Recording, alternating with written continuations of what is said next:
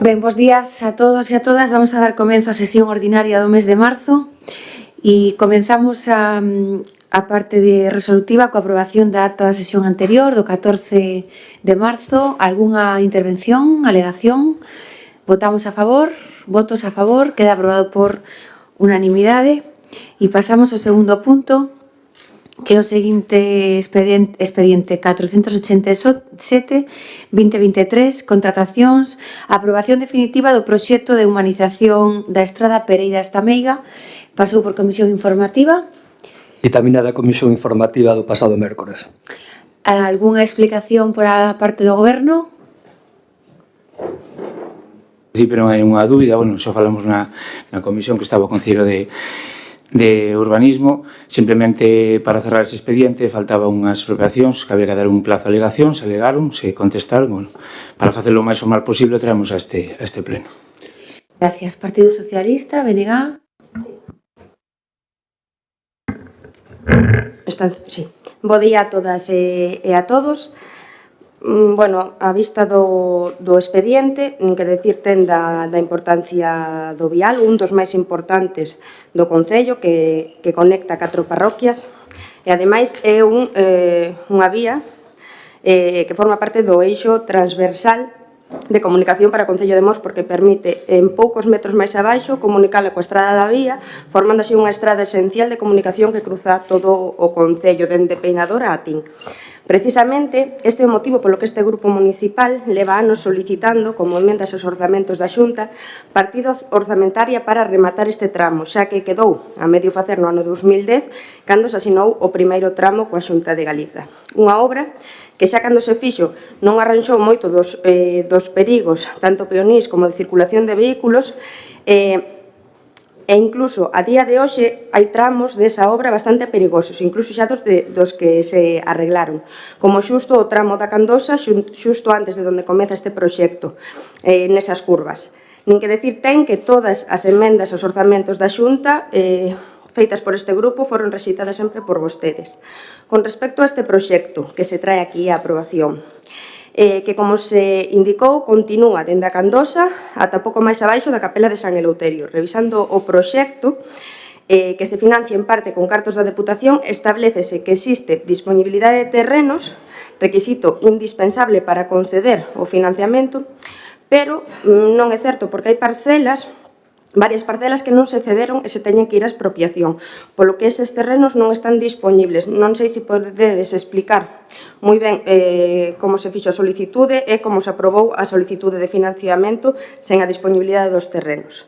En relación ao proxecto en sí, volve demostrar que non tedes coherencia constructiva. Os proxectos facedelos sen un plan concreto, nin unha visión global de futuro do Concello, e non se axustan nin sequera ao peixón que vostedes aprobaron.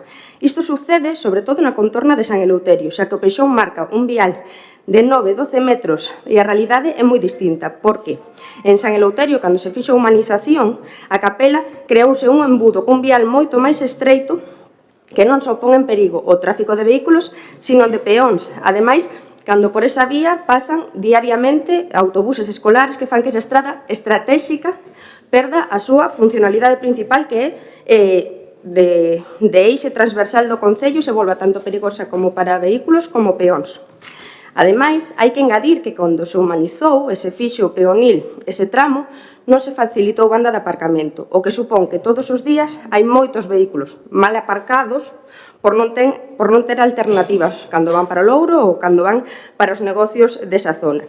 E precisamente esta banda de aparcamento en determinadas zonas foi o que se solicitou polo veciño que fixo a alegación ao proxecto. É curiosa a resposta do Concello a que destes vos, porque indicades que en zonas rurais a lei non obriga a poñer bandas de aparcamentos. É verdad, a lei non obriga en zonas rurais a poñer bandas de aparcamentos, pero se non obriga e é necesario, hai que ver as necesidades que efectivamente teñen as veciñas e os veciños e poñelas, porque senón vamos a estar nunha estrada como esta de aquí, que se fixo sen bandas de aparcamentos. Vou repetir o que xa dixo este grupo en máis dunha ocasión, Cando se trata de estradas, máis vale ter visión de futuro do concello que se quere, máis vale facer unha obra en condicións duradeira e útil que 4 obras insuficientes que deixen igual ou peor a situación da veciñanza. Como sucedeu, como xa dixen, aquí. En base a isto, este grupo vai saster. Gracias. Ten a palabra o Partido Popular.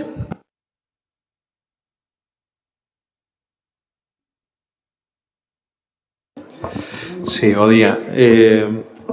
A ver, falábamos na comisión tamén, comentaba o señor García, en respecto ao embudo que se produce na zona de San Eleuterio. Hai un tramo ao final e tamén incluso na zona da Piedraúcha, que é unha zona compartida entre tráfico e peóns, que tamén estreita a zona de 2 carrils que se fan en ambos sentidos. Neste momento o proxecto neste momento a carretera é moi perigosa e o proxecto o que facilita é a seguridade en todo o seu percorrido. 2 carrís, ambos lados, beiras rúas de 1,5 metros e incluso de breto de 3 metros en moitos sitios. Non se chegan hasta os 12 metros porque non é preciso neste momento chegar hasta os 12 metros e se prioriza a seguridade da circulación dos vehículos en todo ese tramo. Por tanto, si hai unha visión clara de futuro porque ese vial estructurante que comunica as parroquias de Tameiga e de Pereiras vense perfectamente reflexadas neste proxecto e, por tanto, non entendemos moi ben as críticas. A alegación cambiaba, solicitaba o cambio prácticamente do trazado en salirse da zona das alineacións do Pexón, é dicir, que tampouco era admisible unha alegación nese sentido. Por o importe que se tiña esta obra, o proxecto contempla completamente as obras necesarias para poder levar a bo termo un vial que é fundamental para comunicar as 3 parroquias, tanto Tameiga como Sanguiñeda, pasando por Petelos e Pereiras. Gracias, Pepe. Benega. Sí, bueno, en primeiro lugar, dixeches, Pepe, agora que non se contempla neste momento a necesidade dos 12 metros. Home, se vai a facer unha obra na que se vai a gastar casi 1,5 millón de euros, o normal é que se contemple se efectivamente se vai a necesitar nun futuro estes 12 metros, porque ademais este proxecto, nin o de humanización de San Eleuterio, se tuvo en conta a construcción das novas vivendas que se vai a facer e a aumento de densidade tanto de persoas como de vehículos que vai haber na zona. Quero dicir, a visión de futuro é precisamente ver se son agora eses 9 metros ou 10 metros que se vai a facer de estrada, se estes 10 ou 9 metros van a ser agora suficientes e no futuro van a ser tamén necesarios, porque se no futuro é necesario 12 metros, pois igual hai que facer un proxecto no que se contemple ese aumento de poboación. En canto a disponibilidade, non contestaron a pregunta que fixen conforme si efectivamente se pode aprobar ese financiamento sen ter a disponibilidade completa dos terrenos e, por outro lado, conforme a alegación presentada, efectivamente a alegación versaba de dous motivos. A banda de aparcamento, que é o que nós decimos que non se ve reflexado nos proxectos que están realizados, efectivamente unha necesidade que ten as persoas, e conforme o trazado por unhas curvas que decían que se podía modificar, eso sí, esa alegación efectivamente non era acorde co Pexón, polo tanto, esa contestación está ben feita. Por outro lado, que se me pasou antes, este proxecto, como todas e todos sabemos, está afectado polo trazado que se presentou da 52, que de ir adiante, polo Ministerio este vial, tería prioridade sobre este proxecto. Polo que non sei como se xestionaría esa afección de levarse esta obra adiante se o Ministerio decide finalmente ou non facer este proxecto da 52. Nada máis. Gracias, Pepe. Ten algunha cuestión que matizar? Sí, solo en respecto á disponibilidade. Seguro o secretario o contestará mellor que a min, pero unha vez que se inicia os trámites de expropiación, xa se pode considerar para iniciar as licitacións e as aprobacións definitivas dos proxectos a disponibilidade de terreos. Non é necesario que a expropiación este finalizada, sino que simplemente iniciando o trámite de expropiación a disponibilidade sería suficientemente xustificada. Nada máis. Sí. A ver, no tema das expropiacións son 4 parcelas aos que non se formalizou a cesión correspondente. E no caso da funcionaria que leva a subvención, o que nos dixo foi que se trasladou á Deputación, que é a administración que pide ese documento de disponibilidade, e son conscientes de que hai que facer trámites de expropiación que quedaron aclarados na propia solicitude de que faltaban esas 4 parcelas e que hai que facer un trámite de expropiación. Son coñecedores eles, o sea. Vale, gracias. Bueno, pois Pepe decía que non entendemos moi ben as críticas. Eu as entendo perfectamente. Aquí o se trata de criticar. E evidentemente un grupo político que tuvo a indecencia de traer aquí unha moción para estar en contra da humanización da Igrexa de Pereiras, todo é esperable. E eu xa lles dixen que foran ao Parlamento avisándolle aos deputados do BNG porque van a vir máis urbes. E xa yo anuncio agora. A semana que ven chegan 400.000 euros para iniciar a urbe de Pereiras, que se fará entre o ano 25 e o 26. E vostedes, pois me parece que teñen moi pouca vergoña de estar aquí falando mal dese proxecto da carretera Pereiras-Tameiga. Como ben decía, vostede pois elevan anos reclamando eso que lle gusta. Reclamar. Si facemos porque facemos, si non facemos porque non facemos. Entón, efectivamente, levan anos reclamando que se continúe a carretera. É o que estamos a facer. Continuar a carretera que no ano 11 pois agotou un proxecto que iba a ser para a carretera completa e agora queda na mitade. Entonces, todo o que levo escoitado aquí das bandas de aparcamento do ancho do vial, de que si San Eleuterio estaba pensado para... Mire, nos diseñamos unha zona humanizada que é San Eleuterio, porque creemos profundamente en que, aínda que a poboación dali aumente, aínda que sea un vial estruturante para 5 parroquias, hai que respetar os peóns. Hai que respetar as zonas de esparcemento, hai que respetar as zonas verdes. E o que queríamos era que, aparte de ser un vial estruturante por donde efectivamente pasan vehículos de 5 parroquias e que no futuro, pois o mellor de cara a desenrolar precisamente esa nova vivenda pública desas 14.000 metros que veñen a continuación, pois o mellor hai que pensar en sacar un vial a maiores que non pase o tráfico por San Eleuterio, non? Pero en este momento... Nos o que queríamos era que, efectivamente, a xente de San Eleuterio convertise un espazo de aparcamento de gabarras en un lugar de esparcemento e, ademais, que se priorizase a vida das persoas en San Eleuterio. E iso é compatible con que pasen vehículos.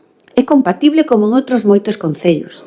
E, por lo tanto, pois é o que estamos a facer en outras parroquias tamén, como, por exemplo, en Torroso e demais. Este é un vial que efectivamente vai a mellorar o paso dos vehículos tamén, pero tamén sigue dando prioridade a que as persoas camiñen con seguridade. E efectivamente conseguir 1,5 millón de euros pois non é fácil. E o que primeiro quero decir é que conseguimos continuar a estrada, é que conseguimos facer o urbe o ano anterior, fai 2 anos, e conseguimos agora pois 1,5 millón de euros para que teñamos a estrada. E vai a ser maravilloso e vai a ser por fin un sono feito da realidade, que dentro de 2 anos tendremos San Eleuterio, precioso como está, un proxecto igual no San Miguel de Pereiras, e entre os dous urbes pois vai haber un vial onde os vehículos pasen con máis celeridade seguramente e a vez as persoas con máis seguridade, é dicir, que máis se lle pode pedir? Non é que resulta que cando se faga vivenda pública, o cual me alegro, que sin querer están confiando en nós.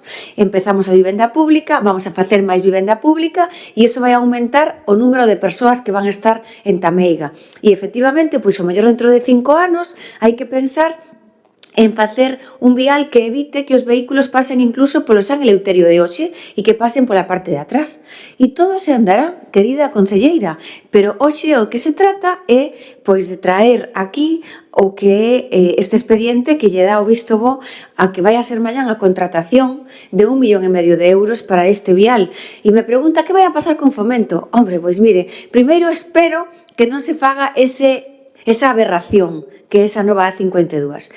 En todo caso, nós temos que seguir traballando e este é un proxecto que se contrata mañán. Só nos faltaba ter que ora chamar a Fomento e decir mire que vostede que no caso de que fagan o túnel, isto que podo seguir e parar. Hombre, por favor. Entonces, quero dar as gracias aos veciños por haber sido a maioría pois moi xenerosos e facer unha cesión do terreo, o que queda de expropiación é mínimo, e tamén quero dar as gracias aos concelleiros que fixeron unha gran gestión, que son os concelleiros de Petelos, de Sanguiñeda e de Tameiga, e tamén pois o concelleiro de Obras, que se fixe unha gran gestión ao final en conseguir moitísimas cesións, e o que queda aquí de expropiación é mínimo. Este é un expediente para que voten a favor. Isto non ten volta de folla, como se dice. Isto é para que voten a favor. Unha estrada necesaria, como vostedes ben decían, unha estrada que leva tempo esperando unha continuidade e unha estrada que se vai a facer acorde ás necesidades de hoxe. E eu lles pido que recapaciten e que voten a favor. Eu estou moi contenta de que arranquemos esta contratación, que será pois aplaudida por todos os veciños destas 5 parroquias. Votos entonces en contra. Abstencións, BNG, votos a favor, Partido Popular e Partido Socialista, queda aprobado por maioría. Pasamos ao terceiro punto, que é o expediente 3551 do ano 23, que é sobre o patrimonio municipal do solo, modificación do inventario de camiños, pasou por comisión informativa. Ditaminado favorablemente na Comisión Informativa de Patrimonio. Ten a palabra o concelleiro de Patrimonio. Ben, bo día. Nada, como xa falamos na Comisión Informativa, traemos a inclusión deste camiño Gándara da Lama no inventario de camiños municipais.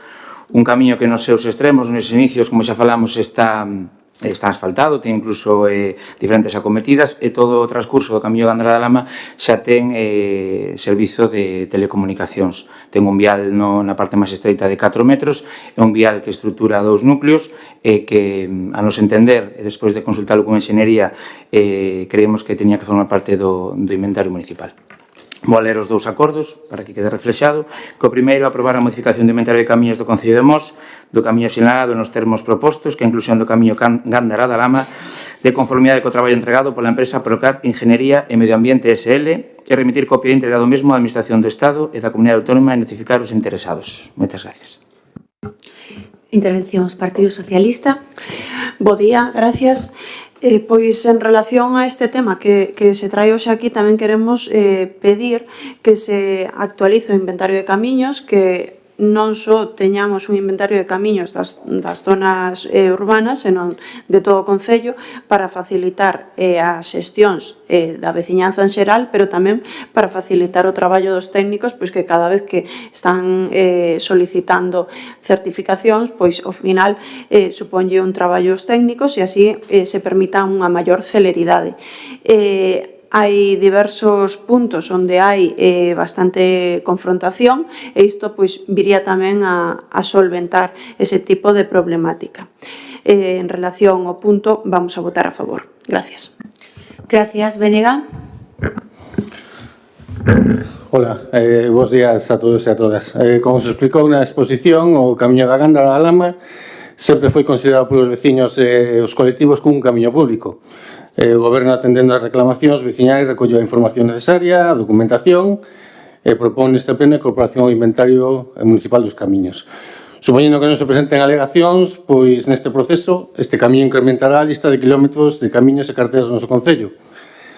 Fará que as medidas necesarias e o seu mantenimento suponta un novo gasto ás novas arcas. O único que pedimos ao Goberno é que todos sabemos a función que ten este camiño, como é, pois que se priorice os outros camiños antes que este. Nada máis. Gracias.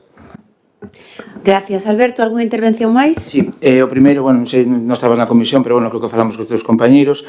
Xa saliu na prensa fai un ano, recibimos unha subvención da Xunta de Galicia para facer un plano de información deses tramos de camiño que non estaban fora de núcleo, que son totalmente municipais, pero non estaban porque o inventario é netamente dos núcleos.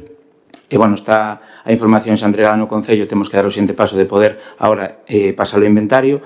Bueno, pero creo que comentamos na comisión, o sea, que iso xa estamos traballando en el fai casi un ano, e se fixo toda a rede do Concello. E con respecto ao que dicía Alberto, sí, non todos os camiños hai que priorizalos, acabamos de facer dos actuacións moi importantes gracias á Xunta de Galiza, un en Pereiras, no Camiño do Agro, que acabamos de acondicionar, o facer cunetas de formigón, porque vai ser un camiño netamente rústico, pero con esas cunetas de formigón é moito máis fácil que ese azahor, ese compacto que se botou dure moito máis tempo tamén no Pedra da Cruz, arriba en Cela. Son camiños que hai que telos adecentados, que non deixan de ser públicos, pero que claro que camiños que pasan por vivendas que teñen prioridade ante este tipo de camiños, pero non hai que descuidalos tampouco. Sí, unha pequena precisión que me acabo de dar conta aquí, que non está recollido, é a aprobación inicial, a aprobación inicial da modificación. Vale, non o recollen. Bueno, pois procedemos entón á aprobación inicial. A aprobación inicial é se exporá ao público por se houbera algunha posible alegación. Ben, gracias, Carlos. Votos en contra, abstencións, votos a favor. Queda aprobado por unanimidade. E pasamos ao seguinte punto, que é o expediente 1221/25, modificación do regulamento de protocolos e distincións do Concello de Mos. Foi a comisión informativa. Dictaminada favorablemente na comisión informativa do pasado mércores. Vale, ten a palabra a Concelleira de Cultura. Bos días a todos e a todas. Hoxe traemos a este pleno unha proposta de modificación do noso regulamento de protocolo de distincións do Concello de Mos e traémola co obxecto de darlle todavía máis relevancia e máis peso pois as próximas distincións que podamos decidir e que se poidan propor nun futuro. Para iso, hoxe propoñemos as seguintes modificacións desta ordenanza. Como saben, o capítulo 4, no artigo 16, as distincións do Concello de Mos poderán conferir con carácter meramente honorífico para premiar especiais merezamentos ou servicios prestados ao municipio e serán as seguintes: título de fillo predilecto de Mos, título de fillo, ou filla adoptiva de Mos, título de visitante ilustre, nomeamento de alcalde ou alcaldesa, concelleiro ou concelleira honorario, medallas de Mos nas categorías de ouro, prata e bronce, medallas ao mérito cultural, mérito artístico e mérito deportivo, valedor da Rosa de Mos, e hoxe traemos un novo nomeamento que propoñemos valedor da Rosiña de Mos. O valedor da Rosiña de Mos, o que propoñemos será no artigo 33 a concesión deste título de valedor da Rosiña de Mos, que se otorgará a aquelas persoas que teñan entre 6 e 18 anos, que destaquen polos seus merecementos nalgúns ámbitos culturais, deportivos, intelectuais, académicos, educativos, da arte, etc., e que manteñan algún tipo de vinculación co municipio. Será acordada polo Pleno da Corporación a proposta da Comisión Informativa que se constitúa ao efecto e previo expediente no que se acrediten os merecementos que xustifiquen estas distincións. O expediente será sometido a información pública e serán nomeados como valedor da Rosa tamén na celebración da Festa da Rosa. Outro cambio que propoñemos nesta ordenanza é suprimir o artigo 17, que di que solo a excepción do rei ningunha das distincións poderán ser otorgadas ás persoas que desempeñen altos cargos en calquera administración pública e respecto das que se atope a corporación en relación de función ou servicio en tanto subsisten estes motivos. Estas modificacións xurden con motivo do nomeamento do valedor da Rosa o ano pasado e dada a transcendencia que tivo tanto en medios de comunicación e o bo acollemento que tivo tamén entre a veciñanza, pois pensamos que temos que seguir a traballar, darlle todavía máis peso, máis relevancia a estas persoas que formen parte destas distincións e ter todavía un abanico máis amplio de posibilidades a hora de elixir estes nomeamentos. E isto, a verdade, é que o impedía o artigo 17, polo que solicitamos que os partidos da oposición voten a favor, xa que pensamos que é un avance neste regulamento. Nada máis, moitas gracias. Gracias, Sara. Partido Socialista. Como xa dixemos noutras ocasións, pois non estamos de acordo con estas actividades que se están a organizar para esta nova Festa da Rosa. Vamos a ser consecuentes. Consideramos que se deberían de facer estas celebracións doutra maneira, por elo vamos a votar en contra. Gracias, Belega. Ben, bo día a todas e todos. Recordo que hai uns meses, cando lle dixen que había que modificar a ordenanza de distincións e e protocolo do Concello polo tema da Valedora da Rosa, dende o Goberno se me dixo ata en 2 ocasións que non facía falta. Que non facía falta en absoluto, pois é a segunda modificación que traen en menos de 2 meses, ao mellor algo de falta facía. Xa partindo da base de que non é necesario modificar o regulamento para crear o de valedores da Rosiña, porque xa o propio valedor da Rosa non pon impedimento de idade, entón nos entendemos que encaixaría perfectamente no de valedora da Rosa iso que pretenden. Pero, bueno, é unha decisión do Goberno, podemos entender que queren diferenciar o que é a parte infantil ou juvenil da parte de adultos. Bueno, nós non estamos de acordo coa creación de valedores da Rosa, pero podemos entender esa lógica que traen vostedes aquí. O que xa non entendemos, coa explicación da concelleira ainda entendemos menos, é a modificación a eliminación do artigo 17. A xustificación é que o artigo 17 impide que se den como corresponde os premios ou os recoñecementos. O que di o artigo 17 simplemente que non se dé a altos cargos das administracións en exercicio que teñan relación co Concello. É certo que non hai un impedimento legal porque o regulamento do 86 non o explicita así, pero se vostedes collen as ordenanzas de protocolo de distinción de prácticamente todos os concellos que as teñen, e incluso de comunidades autónomas, todos prácticamente manteñen este artigo que ven dunha lei do ano 50 ou non sei se incluso anterior, e ten a súa lógica. Porque ao final caeremos non nun nepotismo, sino non facernos favores uns a outros. Porque, por exemplo, por poñer un exemplo, se a Deputación de Pontevedra subvenciona ao Concello, tampouco tería moita lógica, por poñer un exemplo, que o Concello lle otorga ao presidente da Deputación ou a Deputación como institución un recoñecemento en base a que? A que nos entrega subvencións. Nos entendemos que hai que manter unha serie de coherencia neste aspecto. E por iso a maioría das ordenanzas, pero non son ordenanzas de gobernos do BNG, sino de gobernos do PP. A Comunidade Autónoma de Murcia, gobernada por Partido Popular, ten isto na súa ordenanza. E teñeno por un motivo, precisamente para non dar a impresión de que os políticos e os altos cargos están dando recoñecementos uns aos outros. Entón, nós entendemos que o artigo 17 debería de manterse e, en base a iso, pois votaremos en contra. Gracias, Gustavo. Sara? Bueno, o voto do Partido Socialista pois non nos sorprende porque é o no polo no sin dar ningún tipo de explicación. O que di Gustavo, a verdad, como comprenderá Gustavo, esta ordenanza ten máis de 10 anos. En 10 anos, se un goberno é como o noso, é un goberno ambicioso, emprendedor, que quere facer cousas, que quere que mos creza, que a Festa da Rosa non se quede como está, evidentemente, con unha alcaldesa como a que temos, que non se conforma coa festa tal como está, eu como concelleira de Cultura tampouco, pois iso supón que temos que facer cambios. Implica que temos que progresar e facer cambios nas ordenanzas, nunha ordenanza que, como lle digo, ten máis de 10 anos.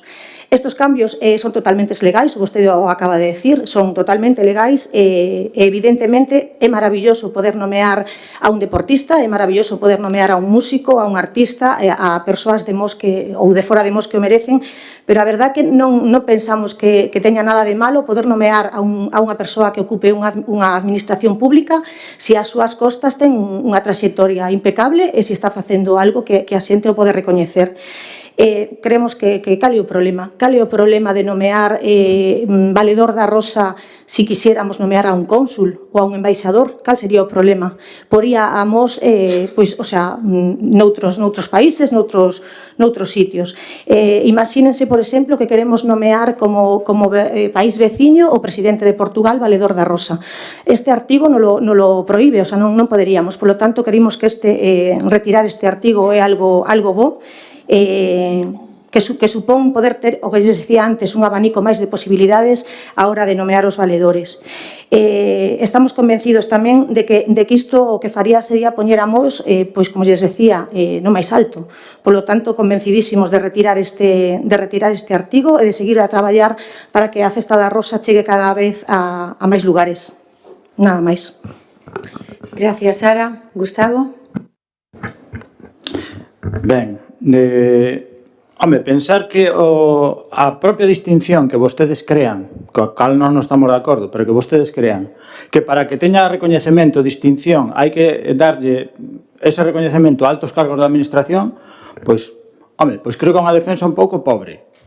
Porque vostede o dixo, con deportistas que temos no Concello, a artistas, etcétera, que hai neste Concello, ou que estén relacionados co Concello, creo que é máis que suficiente. E depois vostede acaba de poñer os exemplos que precisamente este artigo non contempla.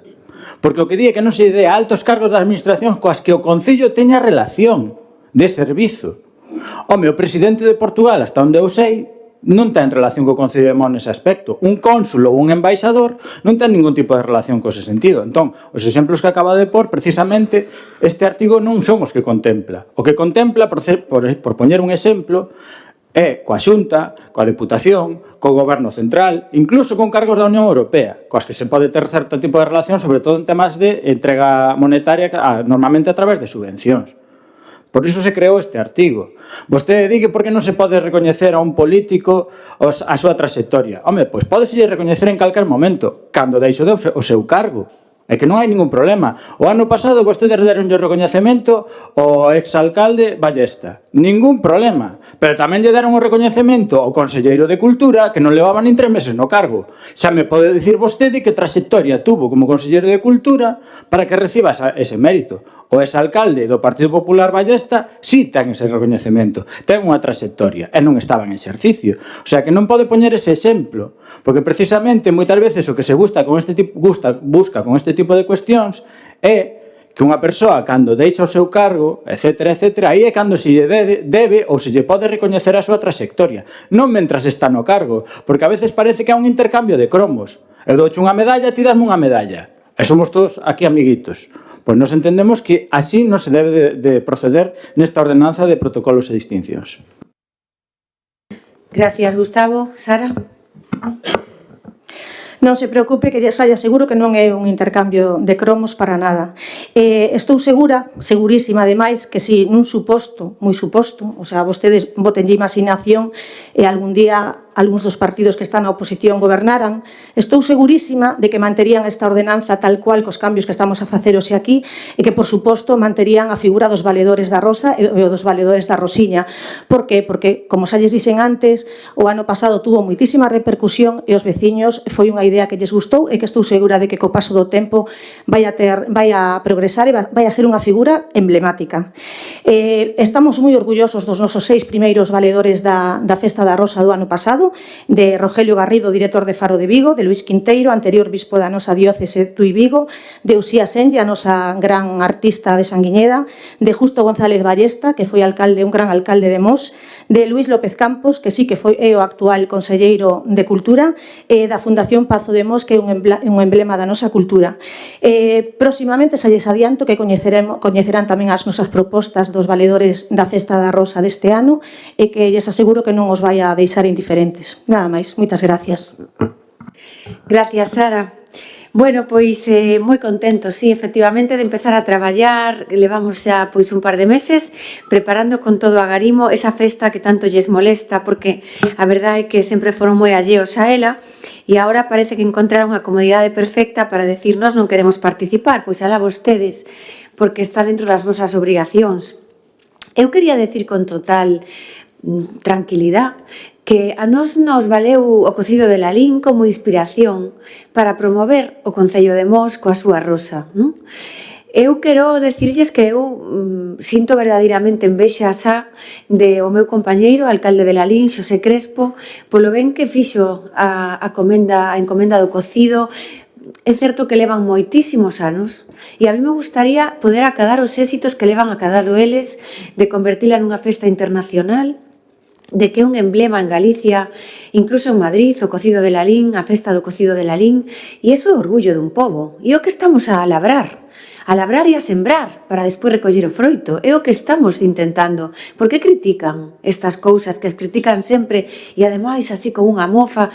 Pois mire, eu me inspirei e os meus compañeros no cocido de Lalín para que a Rosa de Mos creza no tempo, creza na importancia e creza no interés turístico de Mos, de Pontevedra, de Galicia, de España e o gallá algún día consigamos incluso que fose internacional.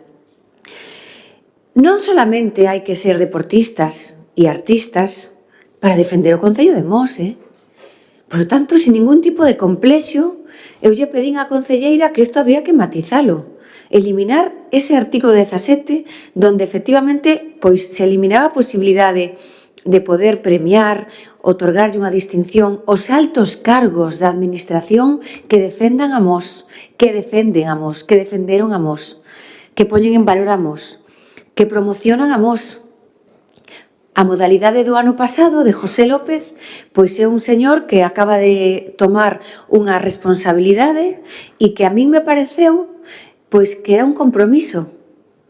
Que acertado un novo conselleiro que acaba de asumir cultura e que tome exemplo do conselleiro que había antes, que era Román, de Cultura, e ese foi un compromiso que ele adquiriu con Mos.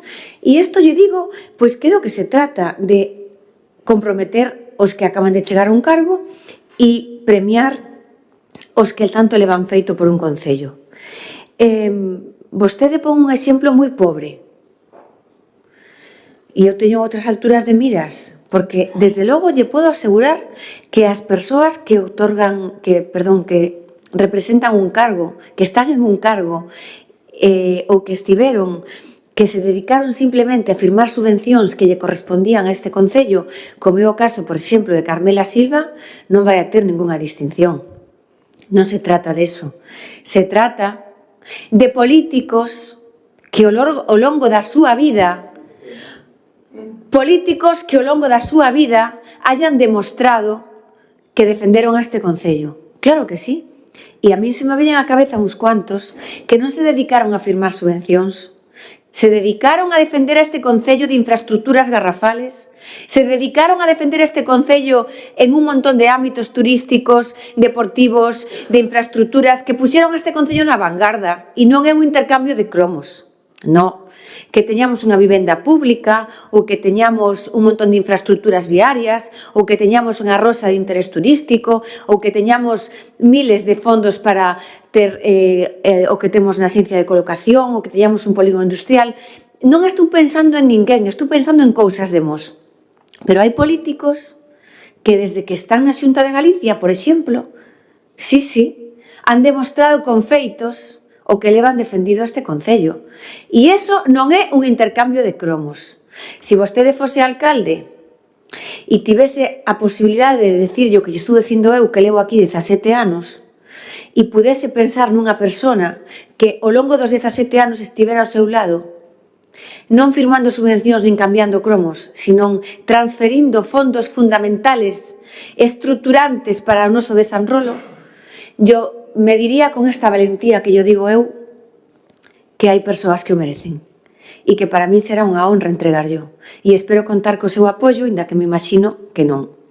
E por eso que hai que mollarse. Isto non é solamente ser artistas ou deportistas, que teñen todo o seu valor. O que decía a concelleira, oye, os valedores do ano pasado, pois a verdade é que os escoitas o nome de cada un deles e que honra sentimos, non?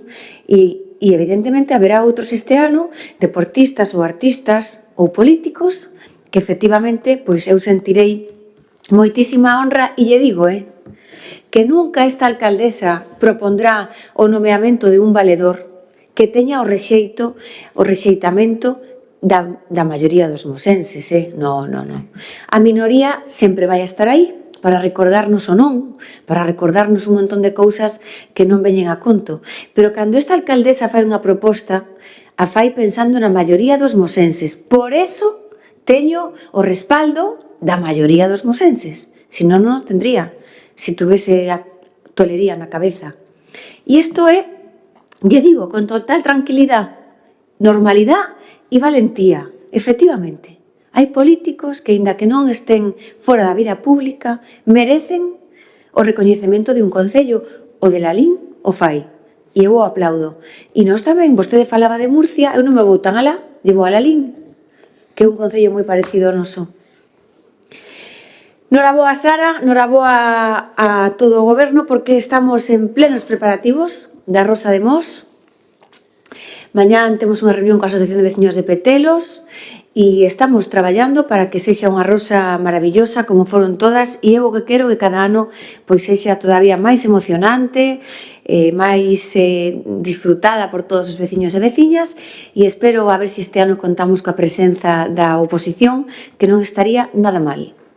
Votos en contra: Partido Socialista, BNG, votos a favor, Partido Popular, queda aprobado por maioría.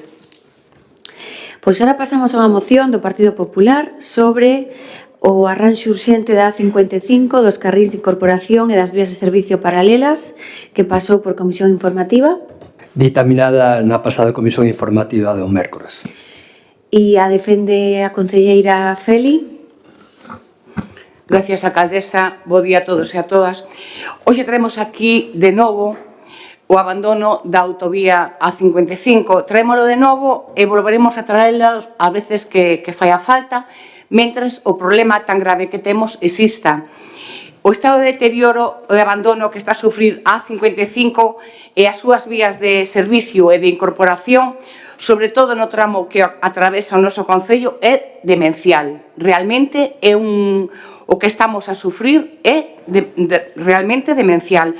Presentamos unha moción reiterativa, xa foi debatida en diferentes ocasións, e seguiremosla a presentar esperando o apoio de todos os grupos as veces que faga falta. A falta de mantemento, os desperfectos e o seu mal estado e o abandono da A55 das súas vías de servicio, o seu paso por Mos, está a causar innumerables situacións de peligro, innumerables incidentes e innumerables accidentes. Pese a demandar de unha forma insistente por diferentes vías, o Ministerio de Transporte, Mobilidade e Axenda Urbana se limita a facer parches que non solucionan o problema. O Goberno Central mira cara a outro lado e non cumple cas súas obrigas. A estrada ten un tráfico importantísimo, de todos é sabido, de turismos e camións que están a sufrir o mal estado de abandono. Os desperfectos e a falta de mantemento das estradas provocan moitos problemas. E o máis grave, evidentemente, é que disparan a posibilidade de que se produzcan accidentes, e as deficiencias das vías de servicio provocan importantes problemas para o desenvolvemento da vida cotiá de todos os veciños que vivimos alrededor da autovía. Por todo ese sabido, e pese a continua reivindicación da solicitud da liberación da peaxe da AP9, da autopista, a autovía A55 é a única vía alternativa de entrada a Vigo, polo cual é unha vía pola que transitan sobre 70.000 vehículos diarios, pero tamén é unha das vías máis abandonadas de todo o país. Pese a reiteradas peticións, reclamacións dentro do Concello, pódese comprobar como o Goberno Central descoida esta autovía e o lamentable estado de conservación dos accesos e das vías paralelas. Esta falta de actuacións de mantemento da autovía na que é preciso de forma urxente unha reforma integral con asfalto antideslizante e asfalto antirruído. Únese a necesidade inminente das actuacións de mantemento das conexións, dos accesos e das vías de servicio, que acumulan incidencias moi significativas como a falta de iluminación, a falta de beirarrúas, a falta de asfaltado, a falta de reposición de muros, a falta de limpieza, necesidades que poñen en risco a seguridade e mobilidade de todos os mosenses. Dende o Goberno local, coa súa alcaldesa ao frente, seguimos a pedir de unha forma reiterada unha pronta solución. Non se pode tolerar máis o desleixo do Ministerio de Transporte con Mos, en particular coa autovía A55, polo que hoxe presentamos esta moción cos acordos detallados na mesma e que paso a ler para que todos o teñan no seu coñecemento. O primer punto pedimos: o Concello de Mos insta novamente ao Ministerio de Transportes, Mobilidade e Axenda Urbana o arranxo integral e urxente da autovía 55 ao seu paso por Mos, con asfalto antirruído e antideslizante, incluindo o arranxo dos carrís de incorporación e as vías de servicio paralelas e a adecuación das mesmas á mobilidade dos veciños.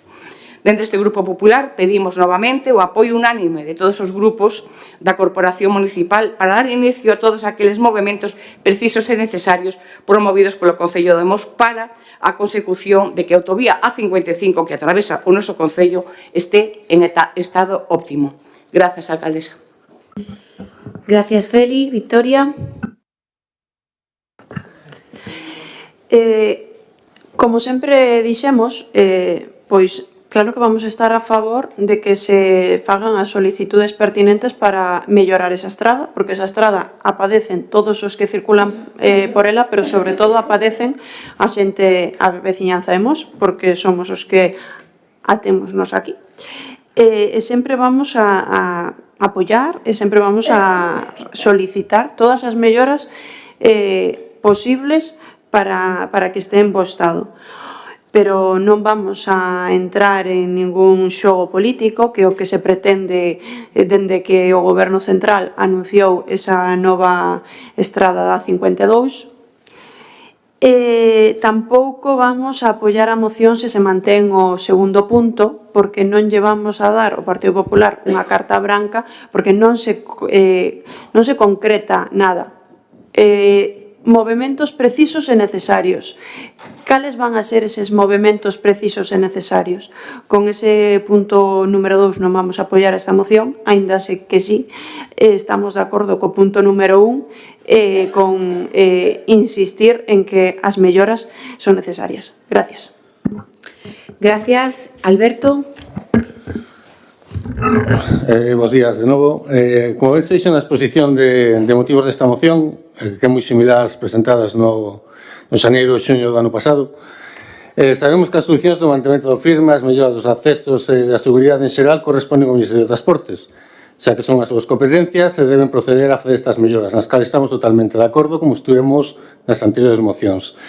Pero tamén, como se fixo nas outras mocións, sobre ese tema, que xa se trata de instar novamente ao Ministerio de Transportes o arranxo e melloras dunha das vías máis importantes que pasamos no noso Concello, para evitar, como din, innumerables incidentes e situacións de perigo, podían aproveitar esta moción e incluir nas súas demandas as actividades ou as accións que tiñamos pendentes na Nacional 550, como era o cruce do Tablado, en Louredo, a zona urbana que se falou de Mos ao cemiterio, o cruce en Ameiro Longo para Cerqueirás e os pasos de peóns que levan que siguen sin estar do Establero en Berlín e do Mercadona.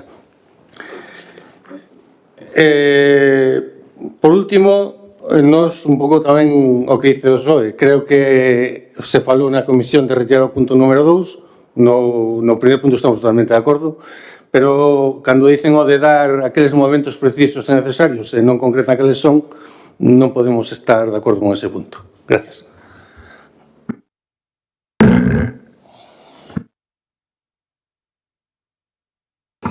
Grazas.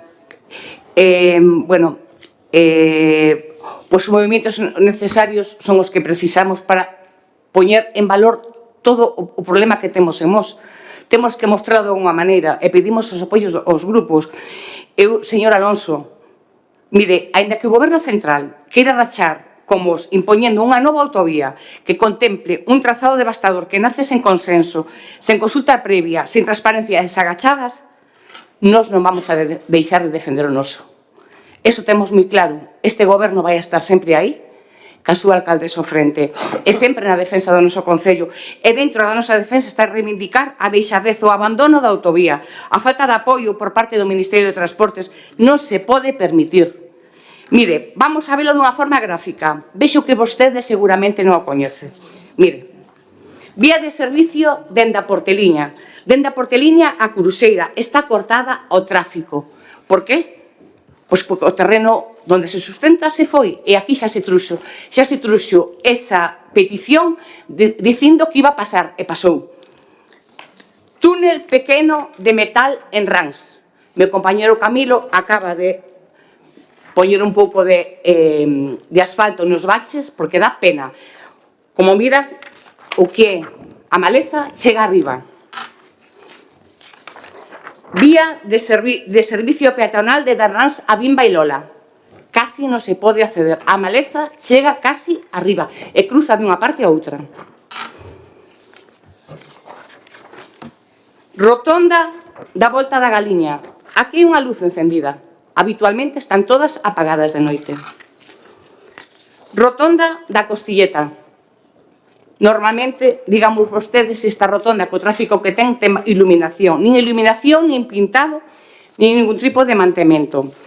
Esta non son todas as necesidades. Hai moitas máis.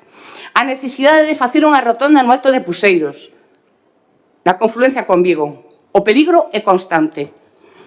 Na rotonda de Ramilo. Que fan os veciños de Ramilo que non queren dar volta nesa rotonda, nesa zona? Pero costa tanto facer ali unha pequena rotonda, aínda que sea movible, por si algún día ven un camión pesado e ten que moverse. Hai moitos sitios onde as teñen.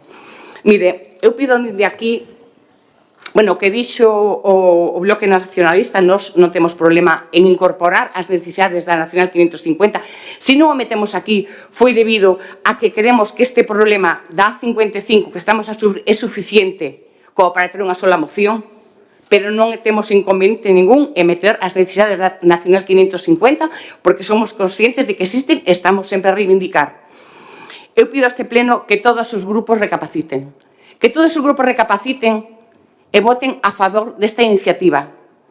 Eu deixo aquí e pidolle aos grupos que o pensen e que pensen nos veciños mosenses. Gracias, Feli. Victoria.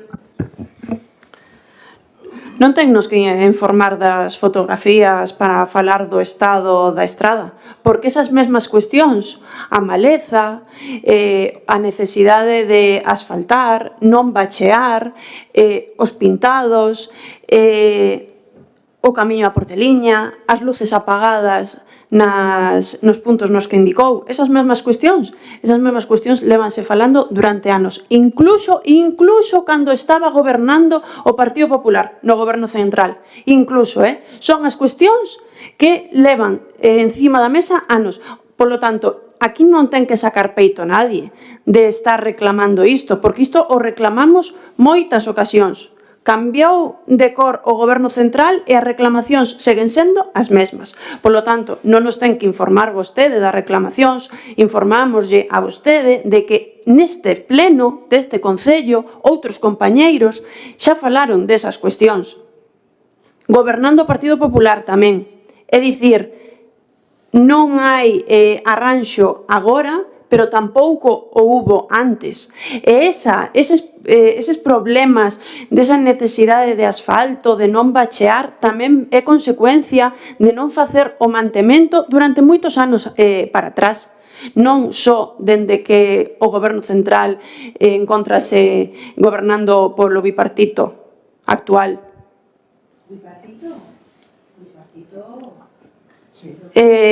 O apoio o recibiron de máis partidos, pero gobernando están dous partidos.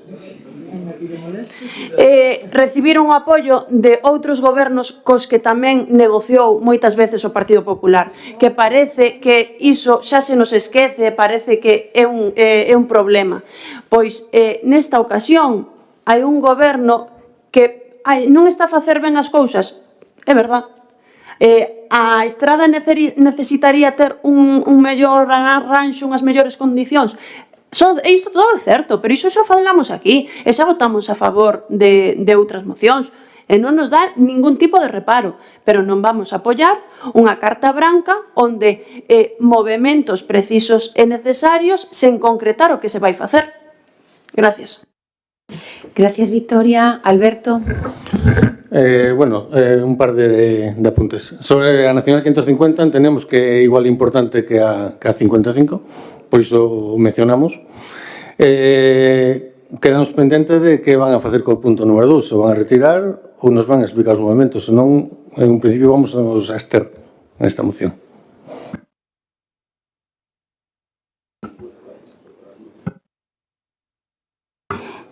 Grazas. Me está dicindo meu compañero Camilo que xa na comisión xa lle explicaron que non había problema ningún en meter a 550. Lóxicamente, iso temos moi claro porque somos conscientes do problema, pero tamén é certo que se pode tener unha moción exclusiva para 550. Eso non hai problema. Señor Alonso, 2 partidos no goberno central ou 2 docenas. eu aí máis que 2 partidos creo que se quedou un pouco corta. E mire, aquí non vamos a defender o goberno central, señor Alonso, aquí estamos defendendo a Mos.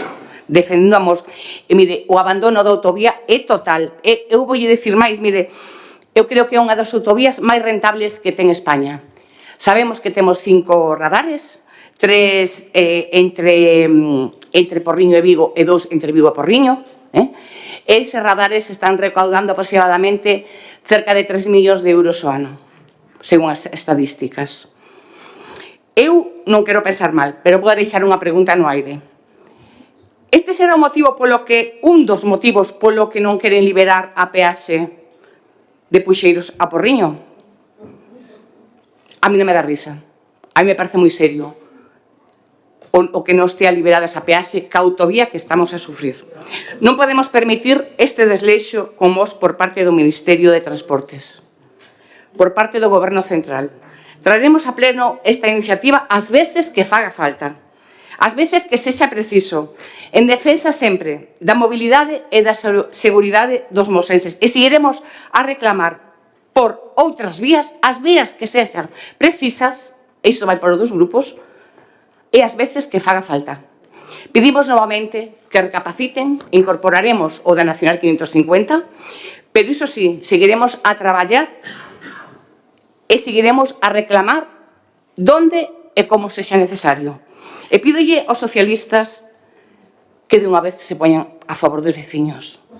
E pídolle ao BNG que apoie esta iniciativa en completo. Nos apoiamos o que vostede quere aportar. A autovía xa naceu con moitos problemas para o tráfico. Problemas co que vivimos nas parroquias. Por iso, mentre a autopista non estea libre de peaxe, ten que estar en estado óptimo. Gracias. Gustavo, eu creo que sería bo que se votara a favor por parte do seu grupo. Eu creo que cando falamos de facer, non sei exactamente como pon a moción, vamos a ver, movementos ou que sexa, eu creo que non hai nada que se vaya a facer por parte do goberno en solitario. É dicir, eu creo que hasta agora houve exemplos de sobra, por desgraza, nos últimos meses, coa nova 52, donde, de alguna maneira, todo o que se fixo foi nunha mesa. Eu o que pido aquí é que o BNG vote a favor da moción co compromiso de que eses movementos que se poidan facer sexan sempre co consenso dos grupos da corporación. Sí, dígame. A ver, xa o expresamos na comisión. Nos o que pedimos ou a retirada ou a nova redacción do punto número 2. Vostede está facendo unha nova redacción. Se vostede dice os movementos serán en consenso cos grupos ou buscando consenso. Buscando consenso da corporación. Pois é unha redacción totalmente diferente. Non hai ningún problema. Pois se se redacta desa maneira, votaremos a favor. O que lle quero trasladar é pois que faremos sempre, porque ademais eu creo que o dixen aquí en moitas ocasións, que incluso en algún momento pois había eleccións preto de algún problema que tivemos e non, a pesar de que en algunha zona de Mos, como en Amiero Longo, pois nos animaban a salir á rúa e eu dixen aquí pois que non procedía, porque non quería que tomase ningún matiz político ou de algún color político. Creo que foi a miña máxima sempre en toda esta reivindicación de Alejandro, por favor, manteña silencio. En toda esta reivindicación da 52, pois sempre dixen incluso pois que os veciños debían de coller un pouco a forza do movemento para que non fose ningunha cousa do BNG nin do PP, e eu insisto en eso, é dicir, o que quero trasladar en esta moción que presenta o Partido Popular é que a idea é que calquera movemento que se faga o que quere a alcaldesa é que sea de todos. Que sea de todos, e para eso, pois que teña, non digo o 100% da corporación, porque será imposible coas cartas brancas que se está falando aquí, pero efectivamente co sentido común da maioría, non? Bien, dito isto, que vamos a refacer, e para que voten a favor, lle digo á señora voceira do Partido Socialista, mira, a carta branca é a que vostede lle entregou ao Partido Socialista e o alcalde de Vigo a conta dos veciños de Mos. Esa é a única carta branca. De que carta branca me está falando vostede? Eu non son sospeitosa de non haber defendido a Mos en ningún momento, Todo o contrario. Incluso co presidente do Partido Popular en España, Mariano Rajoy, pedinlle aos veciños que salíramos á rúa. E eu a primeira. Non se acorda deso? Vostede non tendría valor jamás para facer unha cousa semellante, porque a súa carta branca, o seu cheque en branco, lle entregou o seu partido.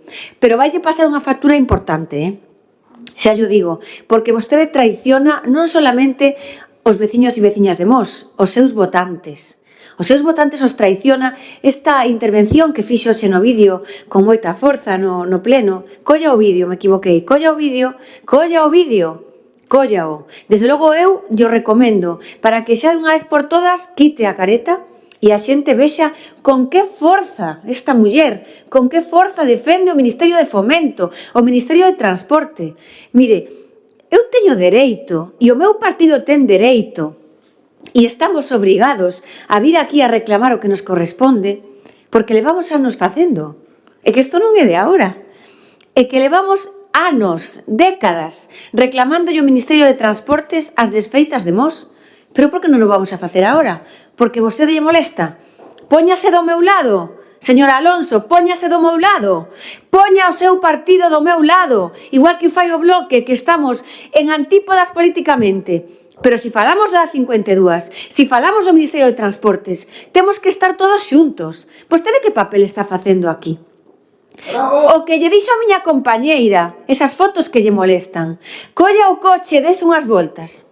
É que é lamentable. E como pode decir aquí, outros compañeiros antes o reivindicaron, o estado calamitoso que ten hoxe Mos a nivel das infraestructuras do Estado non o tivo nunca.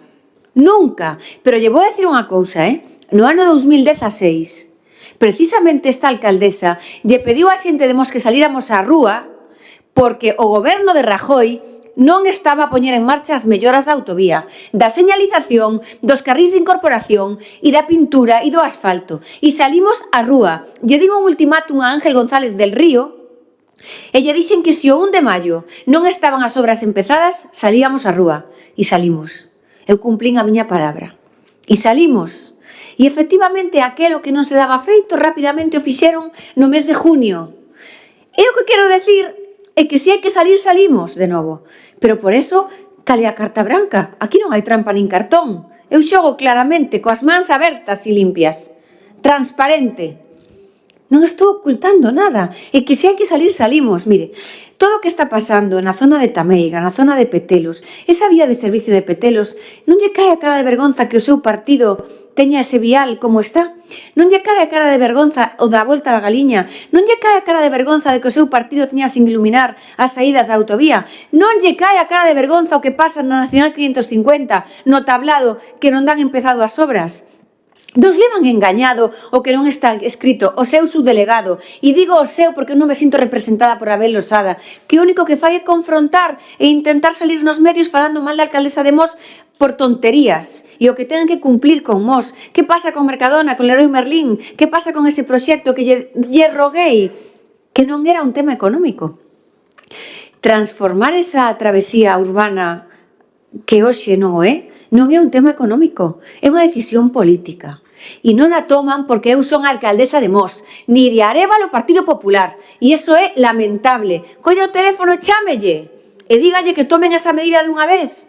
E isto que vamos a votar, que se arranxe o tuneliño este de Tameiga, que se arranxe todo o que dixo a compañeira, que se camiñe, que se circule co vehículo con seguridade. E a Nacional 550, pois claro que sí, Alberto, que o vamos a sumar. Si é lamentable, joder, o que deba feito con nós este ministerio nos últimos 5 anos. Lamentable. Non estou falando da A52 nova, non estou falando de cousas que non tocan en este punto, nesta moción. Estou falando do día a día. Non se pode permitir que un concello que está na Porta de Vigo teña as vías de comunicación como as ten. Non hai excusa, Victoria, non hai excusa. Voten a favor desta moción, eu llo rogo, que voten a favor desta moción. E se non a carta en branco é a que vostede de novo hoxe vai a firmar co Partido Socialista. Estamos a redactar un novo matiz, que é pois que esos movementos sexan acordes coa maioría da corporación. Tampouco lle vale así? Ah, moi ben, perfecto. Pois o conseguimos entonces. Gracias. Estou embarrada, no, estoulle contestando a súa voceira da carta en branco e da cantidad de tonterías que leva dito con todo respeto, porque levo 17 anos reclamando ao Ministerio de Transportes o mismo. E o único que estou pedindo é o seu apoio, que anunciou dicindo que non o tiñamos, Por favor, si non se acaba, porque o punto número 2 decía que faríamos os movementos que foran necesarios e iso lle molestaba. Entón, os movementos non son os que sean necesarios, son os movementos que a maioría da corporación asuma. Non fai falta que peten a mesa, non fai falta. O que fai falta é que peten en outras portas e que peten con forza. Votamos entonces a moción coas modificacións. Como temos que votar de novo? Non, a ver, que quede preciso. Eu anotei buscando o apoio dos grupos municipais, porque a maioría pode ser únicamente o grupo de goberno, como sabes. Pero se hai un grupo municipal que non está de acordo, como xa pasou anteriormente, non vamos a deixar de facer movementos. A maioría dos grupos da corporación. Vale, pois así. Co apoio da maioría dos grupos da corporación. Moi ben. Procedemos entonces á votación. O da 550, o que dixo Alberto, tamén se inclúe. Votos en contra, abstencións, votos a favor, queda aprobado por unanimidade. Pasamos ao punto número 6, que é a moción do BNG sobre a retirada da modificación puntual número 1 do Pexón de Mos. Ten a palabra o secretario, foi a comisión. Ditaminada favorablemente na comisión informativa pasada. Vale, gracias. BNG. Ben, vou dar paso á lectura da moción que presentamos. O 30 de setembro de 2019, o Pleno do Concello de Mos someteu a aprobación inicial a modificación puntual número 1 do Pexón, a cal foi aprobada cos 9 votos a favor do Partido Popular e co voto en contra dos 8 concelleiros da oposición representados por BNG, Gañamos e PSOE. Esa modificación de Pexón respondía ao megaproxecto do Celta Sociedade Anónima Deportiva que pretendía levantar en montes comunais de Tameiga e Pereiras unha suposta cidade deportiva e o maior centro comercial de Galicia, ocupando en total máis de 1 millón de metros cadrados de solo rústico. O promotor de tal proxecto, o señor Mouriño e a alcaldesa de Mos, sinalaron en varias ocasións que o proxecto tería que ser completo ou non ser, e que a área comercial era irrenunciable pois financiaba case todo o proxecto. Case 5 anos despois, ese proxecto inicial da cidade deportiva foi mudando con varias fases e proxectos. Licencias municipais declaradas ilegais polos tribunais, plan de infraestructuras e finalmente un PIA, un plan de interés autonómico, que tamén sufriu varios cambios e informes desfavorables. Durante ese proceso existe unha forte oposición veciñal en contra deste proxecto. Finalmente, fai unhas semanas, anunciabas un acordo entre a Comunidade de Montes de Tameiga e o Celta, no cal este último renunciaba a máis do 90% dos terreos que pretendía ocupar en Tameiga. Nese acordo, o Celta comprométese a no presente e no futuro a non proxectar ningunha obra ou ocupación nos montes comunais de Tameiga máis aló dos 50.000 metros que ceden agora. O acordo ten moitas máis implicacións, pero sin dúbida é un triunfo da veciñanza que se mobilizou. Quedan cousas por resolver e das cales estaremos atentos, como pode ser a situación das traídas veciñais inda afectadas. En marzo do ano 2022, dende o BNG, xa presentamos unha moción solicitando a retirada da modificación puntual número 1 do Pexón, pois ao noso entender xa non tiña sentido, xa que o proxecto 360 que presentara o Celta por esas datas descartaba xa o centro comercial, que en teoría era algo irrenunciable para levar adiante o proxecto da cidade deportiva. A resposta do Partido Popular de Mos foi que o Celta non pedira a retirada da modificación e, por tanto, non o iban facer. 3 anos despois vemos como o Celta xa renuncia públicamente a ocupar terreos en Tameiga. Por tanto, a modificación puntual número 1 do Pexón de Mos carece máis que nunca de todo sentido, tanto técnico como formal. E recollendo as palabras da alcaldesa no pleno municipal dai unhas semanas, ao coñecerse o acordo entre a Comunidade de Montes de Tameiga e o Celta, nas cales se alegraba dese acordo e dixo que ela sempre defendeu o diálogo e o consenso neste tema. Con máis razón, entendemos que se debe retirar esta modificación do Pexón, xa que nin o Celta nin a Comunidade de Montes de Tameiga o queren. Por estes motivos, solicitamos ao Pleno Municipal a adopción do seguinte acordo. Instar ao Goberno Municipal do Concello de Mos a que faga as xestións necesarias para retirar e deixar sen efecto a modificación puntual número 1 do Pexón de Mos de maneira inmediata. Entendemos con esta moción e o que propoñemos aquí é que, recollendo as palabras que dixo a alcaldesa neste pleno, onde se busca un consenso, un diálogo entre todas as partes, entendemos que a modificación puntual número 1 do Pexón é unha espada de Damocles que é absolutamente innecesaria e que tampouco ten sentido. Por iso lle pedimos á corporación que se retire. Díxose, e tamén se dixo na comisión, que o Celta, como institución, non pediu públicamente a retirada do Pexón. Bueno, primeiro, no urbanismo do Concello de Mos non manda o Celta, hasta onde eu sei. Manda a corporación. Pero dá igual, porque xa explícitamente no acordo renuncia a esa modificación, porque esa modificación ocupa todo o monte comunal de Tameiga. Entón, entendemos que alegando ese consenso, esa empatía que hai que ter entre as partes, pedimos ao Goberno e aos grupos desta corporación que voten a favor e que se retire esa modificación puntual. Gracias, Gustavo. Partido Socialista. Como xa se dixo, o que iniciou o procedimento foi o Concello. O Celta propuxo un proxecto, pero quen levou a cabo o expediente foi o Concello. E o lóxico sería pois que o expediente xa estivese arquivado dende o momento en que Fomento non fixo un informe favorable e o Concello non alegou. E foi nese momento no que xa quedou patente pois que a modificación puntual naqueles termos era inviable. Pero retirar esa modificación, se non está arquivado aínda, pois por darlle seguridade xurídica tanto ao Concello como á Comunidade de Montes, pois que xa chegaron a un acordo ca Celta, sería boa idea. Votaremos a favor e entendemos que neste caso pois é necesario darlle esa seguridade xurídica á veciñanza e tamén ao funcionario do Concello. Gracias. Gracias. Ten a palabra o concelleiro voceiro. Bo día, gracias, alcaldesa. Gustavo, tanto vostede como o seu grupo sabe de sobra que a retirada da modificación puntual só pode pedirla ao solicitante, que en ningún momento o fixo nin formalmente nin en outro xeito. Pero, ademais, tamén sabe sobradamente que é extemporánea que a aprobación do proxecto de interese autonómico declarado pola Xunta. Pero, como xa dixen, iso vostede xa o sabe. Esta moción é máis do mesmo do que nos ten acostumado, desinformación, mentiras, non poramos por diante de todo. Primeiro, os seus intereses partidistas e a única obsesión de facer dano este goberno, aínda perxudicando o noso Concello. O vivido estes últimos 5 anos con unha novidade, que lles deron a patada. Lles deron a patada aos que se utilizaron para ser cómplices nesta campaña de dano a Mos, por intereses persoais únicamente. Todos os que se foron sentando dese lado, gañamos, Partido Socialista e BNG, foron monecos rotos e finalmente os deixaron de lado. Cómplices das cartas falsas, cómplices enganando as traídas de auga, cómplices enganando sobre o saneamento e o tratamento das augas, cómplices enganando sobre o monte e cómplices desinformando do proxecto inicial e do seu alcance. Cada mentira e manipulación destes anos foron cómplices necesarios e partícipes reais.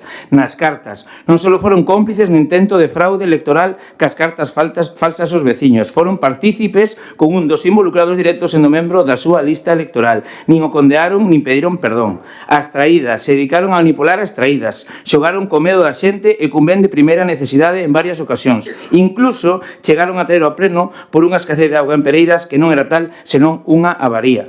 Hoxe as traídas de Pereiras gozan dunha inversión por parte do Celta que outras, sen ser perxudicadas, directamente rechazaron por culpa de vostedes e os seus socios. E hoxe están arrepentidas de escoitalos e podían ver solucionados moitos dos seus problemas. O tratamento das augas, se inventaron campañas e manipularon rexistros de saneamento sin permiso, dedicándose a facer creer aos veciños que o que había no Monte de Pereiras non era un campo de fútbol con deportistas adestrando e facendo normal de calquer xogador. Según vostedes, ali vértense sustancias nocivas máis propias da industria petroleira que da práctica do deporte. Todo desacreditado de forma oficial. E sobre o monte, mentiron sobre o monte, que Tameiga quedaba sen monte, cando dobraba a súa superficie utilizada. O monte máis de particulares que non estado de uso e desfrute dos veciños e que pasaba a ser un gran espazo para Tameiga e para Mos. Veciños os que traizoaron aliados con que non quería que eses veciños venderan ese monte porque ese beneficio o querían para eles. O proxecto inicial, crearon a súa propia mentira mentira sobre o proxecto inicial do Celta. Se dedicaron a dar datos falsos, como que se ia formigonar 1 millón de metros cadrados, cando sabe de sobra que a zona comercial eran 140.000 metros e que só o monte reforestado representaba 460.000 metros cadrados, prácticamente o 45% do proxecto, e o resto eran zonas verdes e deportivas. De cara dura, señor Gustavo, ese será o seu legado, o de privar a Mos dese gran espacio para todas e todas. E agora se encontran sós os que os utilizaron durante estes anos, obviamente desgastados polas súas propias mentiras, e se máis saída xa diante dos veciños e veciñas, chega un acordo co Celta, e vostedes xa non son necesarios. Pero as súas mentiras e a manipulación non as vamos a esquecer, solo para seu ben partidista, sen por diante realmente a Mos. Os que os levaron de ganchete agora os soltan e aquí están novamente intentando remexer onde non hai nada, porque non teñen nada máis. O que deberían é pedir disculpas por todo o dano causado aos veciños de Tameiga, Pereiras e todo o resto de Mos. Repítolle o que dixen ao principio, que a retirada da modificación puntual non foi solicitada e é extemporánea que a aprobación do proxecto de interese autonómico, polo tanto, volve a carecer de sentido a súa moción. O que non é extemporáneo é a posibilidade maravillosa que tengo hoxe neste pleno de pedir perdón. Gracias, alcaldesa. Gracias, Leo. Gustavo. Ben, teño a impresión de que van a votar en contra. Non sei por qué, dá-me a impresión pola exposición do voceiro do Partido Popular. Sí, é unha intuición que teño. É unha intuición que teño que van a votar en contra. Eu, a verdade, calquera que escoitara a moción, non se fixo ningún ataque ao goberno. Non se fixo ningún ataque, porque non se busca iso con esta moción. Nós aquí recollemos as palabras da alcaldesa, que se alegraba, que ela dixo que sempre buscaba o consenso, etc. E nós entendemos que isto sería un bo xesto por parte do goberno municipal. Vexo que non están nese camiño. Bueno, é interesante saber que calquer veciño pode pedir unha modificación puntual do pexón e que só se pode retirar se ese veciño a pide. Iso é o que acaba de decir o voceiro do Partido Popular. É certo iso? É certo iso? Pregunto yo ao concelleiro de Urbanismo, que só pode retirarse a modificación do pexón se a pide o Celta, cando esa modificación do pexón tiña que salir a concurso público. É o que están dicindo vostedes neste pleno. Que quen manda no urbanismo do Concello de Mos é o Celta. Están dicindo iso. Bueno, pois así nos vai. Despois falando PIA, o plan de interese autonómico, o cal nós entendemos que non é unha ferramenta útil e máis convirte calquer terreo en Galicia susceptible de ser urbanizado. Que intentamos facer dano ao goberno. Vamos a ver, aquí vemos a facer propostas. Se vostede entende que esta proposta é facerlle dano ao goberno, pois é un goberno bastante débil, a verdade. Despois falou das cartas falsas. Bueno, xa hai unha sentencia dun tribunal que xa aclarou todo iso. Pero vostedes danlle igual. Igual que hai unha sentencia dun tribunal e nadie asumiu responsabilidades deste concello, que se deron licencias ilegais por parte do goberno. E hai sentencia firme. E ningún de vostedes asumiu ninguna responsabilidade. Sentencia firme. Licencias ilegais. Se queren entrar por ese camiño, nós non queremos entrar por ese camiño. Nós estamos noutro eido, pero vostedes queren entrar por ese camiño. Os que cometeron ilegalidades foron vostedes. E o dixo un tribunal. E ningún de vostedes asumiu responsabilidade. Ningún. E iso que se gabaron e se fartaron neste pleno de decir que estaba todo perfecto. Pois non, foron licencias ilegais. Despois, vostede fala das sustancias nocivas. Vostedes prometeron en comisión, en este pleno, que nos iban a entregar o resultado das analíticas. Ainda estou esperando por elas. Ainda non se entregaron ni se fixeron públicas os resultados das analíticas deses verquidos ilegais. Tampouco se contestaron as denuncias de veciños que se fixeron na policía local. É máis, non hai ni siquiera expediente aberto por esa denuncia. Despois fala de vender o monte. Debería de saber que legalmente non se pode vender o monte. Iso é o primeiro que debería de saber. Despois, parecelle pouco 140.000 metros de formigón en monte comunal. Bueno, pois é unha cuestión de o que lle importa ao monte. Despois, e remato xa, sí, hai un problema co... Xa de tempo. Ten outra última intervención. Partido Socialista. Non ten... Leo?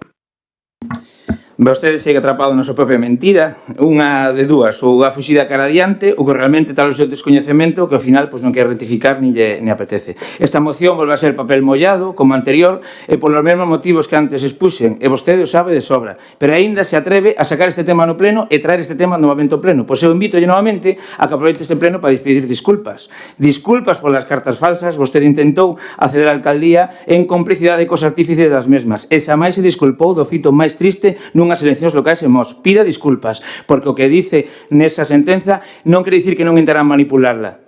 Non, pida disculpas.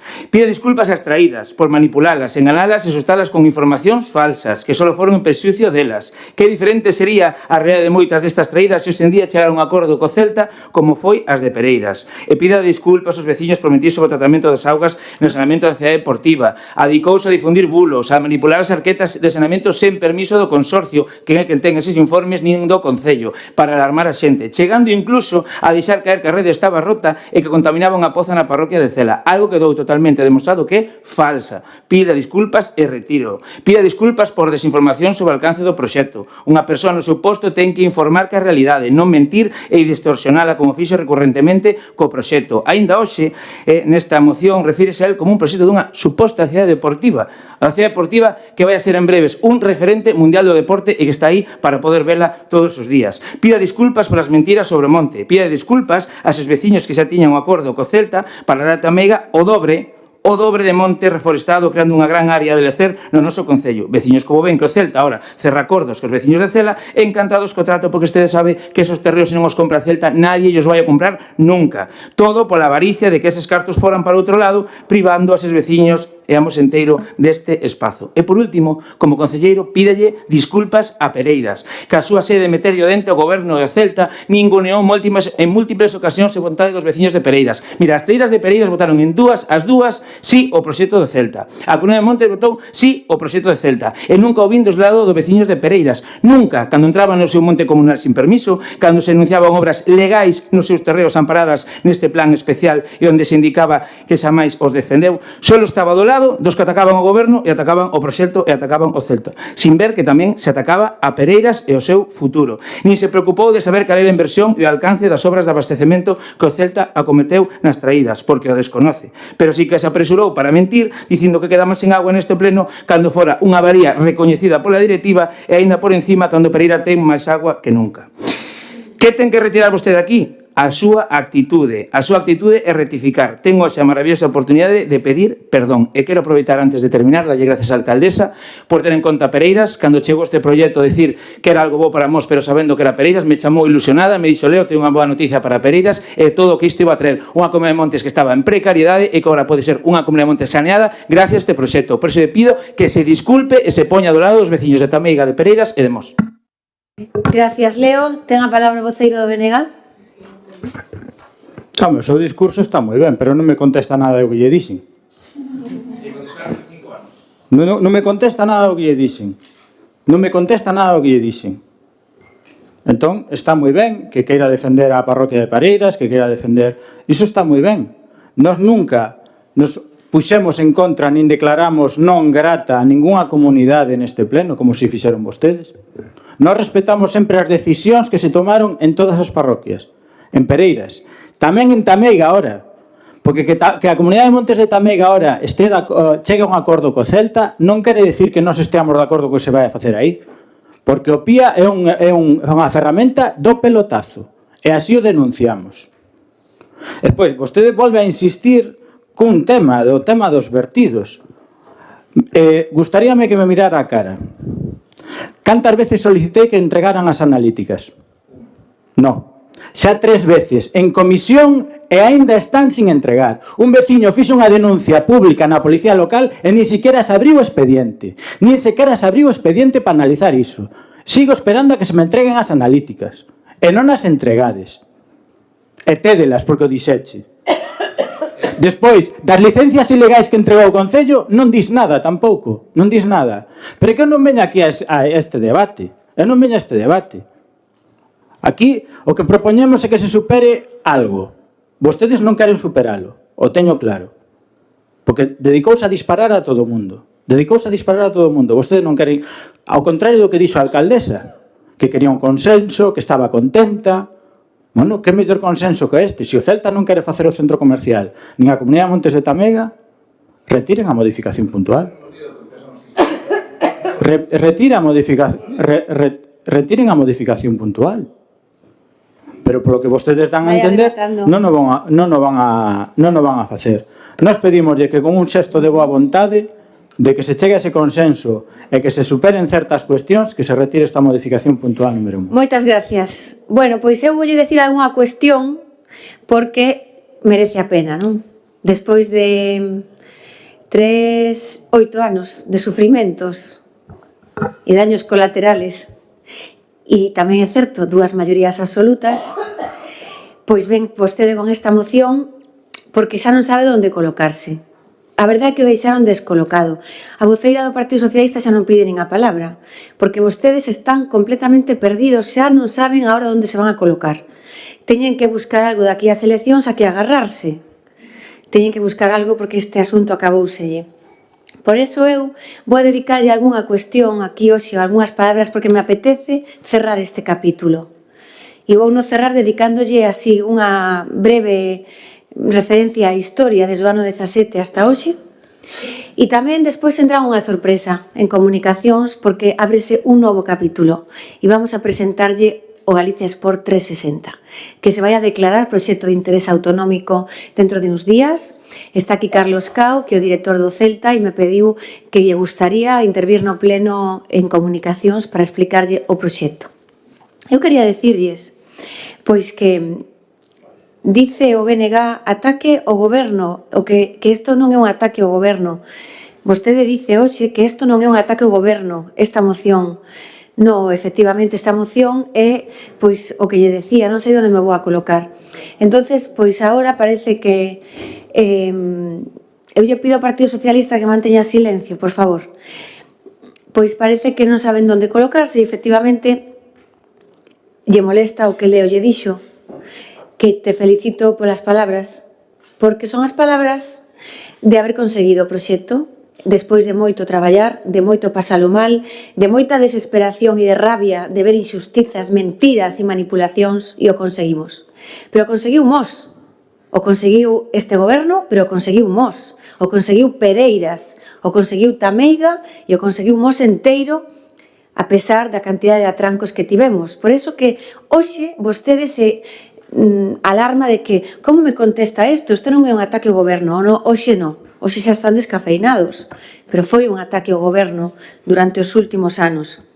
Mire, lle vou a decir unha cousa. Aquela mañán do mes de Brán do ano 17 que me dirixín á Plaza de España e petei na porta do Celta para pedirlle que se fixaran en Mos para poñer en marcha este proxecto, foi o mellor que puden haber feito. En algún momento se mofaron deso e eu o digo con total valentía, cariño e orgullosa que me sinto de haber ido a visitar a Carlos Mouriño e de que me hubiera escoitado. E chegou o mes de decembro e nos fomos todos, o Partido Socialista, o BNG, a Comunidade de Montes de Tameiga, de Pereiras, a alcaldesa, nos fomos todos a comer, a xantar xuntos nos escudos, o alcalde de Vigo tamén, o presidente da Xunta de Galicia, pois para arrancar xuntos a nova etapa do Celta, que era a primeira cuestión da que se falou, despois viñeron outras como a sede do Príncipe, pero en aquel momento se falaba da cidade deportiva en Mos. E eu estaba tan satisfeita porque o que dixen desde o minuto 1, que vostede hoxe acaba de recordarme, desde o minuto 1 dixen que este proxecto se produciría solamente se se daban dúas condicións: a legalidade e o consenso. E aquí están as dúas cousas, a legalidade e o consenso. Calquera alcalde faría o que fixen eu. Calquera alcalde de calquer color político pelexaría como fixen eu por ter o que temos e o que vai a vir. Por eso, eu decíalle sempre aos veciños con toda a tranquilidade cando empezaba a verse a manipulación das augas, os veciños que viñan os venres o Concello a manifestarse, lle decía con total tranquilidade: mentras sexa alcaldesa de Mos, pelexarei todos os días por traer o mellor para Mos, aínda que me supoña eso perder a alcaldía. Pero eu perderei a maioría absoluta, pero mirei para a miña casa coa conciencia tan tranquila E se non podería vivir o resto dos meus días tranquila. Se eu lle digo a Carlos Mouriño, ui, isto se está revolvendo bastante, teño eleccións dentro dun ano, vamos a meter isto nun caixón, pode ir a outro concello a explorar. Non. E os compañeiros da corporación do goberno daquel momento fomos unha piña. O Partido Popular de Mos foi forte porque sabía que nos iban a sacudir duro con manipulacións e decidimos para adiante. E hoxe temos que felicitarnos. E eu hoxe teño que decirlo, claro que sí. Ese proxecto do que vostede fala na moción, que parece que había que poñer o paraugas e decir, que iso? Ese proxecto era un proxecto moi ambicioso para Mos. Moi ambicioso para usos terciarios e dotacionais, porque supoñía a creación de emprego e así como o crecemento da economía local. E yo vou a relatar. Estadio para o filial e o xuvenil, que era entre 6.000 e 10.000 espectadores en ese aforo, 4 campos de erva natural, 3 campos de céspede artificial, pistas de tenis e de pádel, pabillón cuberto, edificio destinado para a Universidade do Deporte, edificio para oficinas, residencia para os xogadores, centro de medicina deportiva, aparcamento tamén para a capacidade de máis dun millar de vehículos, zona comercial. Sí, claro que sí. Zona comercial de 140.000 metros. Non é formigón, é zona comercial, como teñen outros concellos de Galicia. Eu cando vou pola autopista, pola A57 a Bayona, e vexo a altura de Nigrán, aquela vida que hai en Porto do Molle, pois me dá moita pena de que eso non estivera en Mos. Me dá moita pena, sí, efectivamente. E efectivamente, pois vostedes se empeñaron en torpedear o proxecto e torpedearon a parte comercial. Sí, é certo. A mí me dá moita pena. E teño que dicilo aquí. Me dá moita mágoa. Pero todo o mundo de Mos sabe quen foron os responsables de que esa parte non se pudera poñer en marcha. Accesibilidade de novas conexións e 800.000 metros de terreo que eran os que se repartían, 240.000 en zonas deportivas, 140.000 en áreas comerciais e o máis importante, había 420.000 metros para un gran parque forestal, comprándolle as coutadas inaccesibles aos veciños de Tameiga. Este é o exemplo de Torroso. Para que todos o vexan, xa o dixen unha vez, ou vou a decir hoxe porque é a última vez que vamos a falar de toda esta hemeroteca. Torroso, cos fondos da Comunidade de Montes, comprou 30.000 metros onde está hoxe o centro dotacional. 30.000 metros que eran de particulares, 30.000 metros inaccesibles, 30.000 metros de maleza, e a Comunidade de Montes que comprou eses terrenos, hoxe temos esa gran carballeira de especie autóctona onde todos disfrutamos. Ese é o exemplo. Torroso, que está aquí ao lado. Pois iso que quería facer o Celta era facer un 2x1. Era comprar esa cantidad de metros aos veciños de Tameiga para entregarlo á Comunidade de Montes e que ese monte particular cheo de maleza se convertise nun parque grandísimo forestal reforestado con especie atlántica e demais. E a miña postura desde o minuto 1 foi sempre a mesma, a que estou hoxe aquí falando. Quero esa zona comercial para Mos, quero ese gran parque para Mos, quero a cidade deportiva para Mos, con todo o respeto da legalidade, porque sin a legalidade da Confederación, de Patrimonio, de Fomento, de Urbanismo, de Medio Ambiente, sin eso non se podería facer. E tamén o consenso dos veciños, porque o que hubo hasta ahora foi manipulación total e absoluta. Eu creo que se facemos un repaso que ocorreu coas comunidades de augas é para chorar. Pero vostedes están aí na oposición. No ano 19 os castigaron e os puxeron aquí. No ano 23 os castigaron, os puxeron aí. E no ano 27 van a volver a castigar e os van a seguir poñendo aí.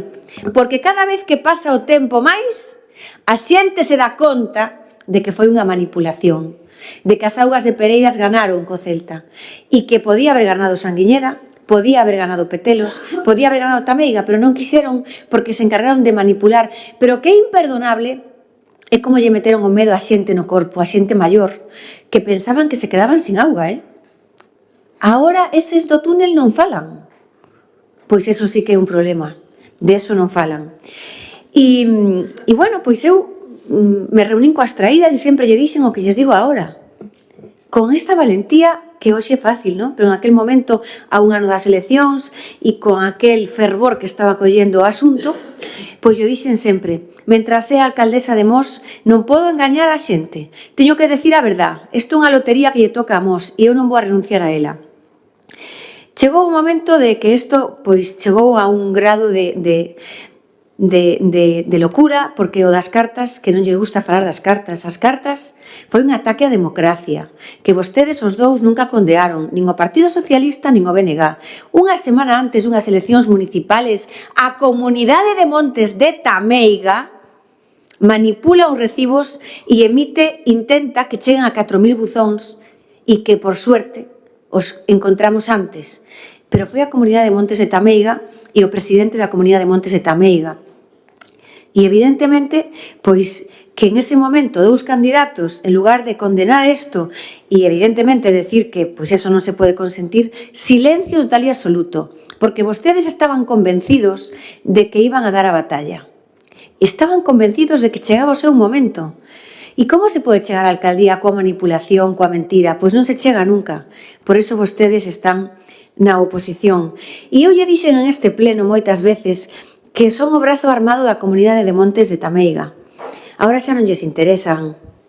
No. En algún momento, bueno, o Partido Socialista pouco lle apoyaron. O BNG máis ben, a gañamos.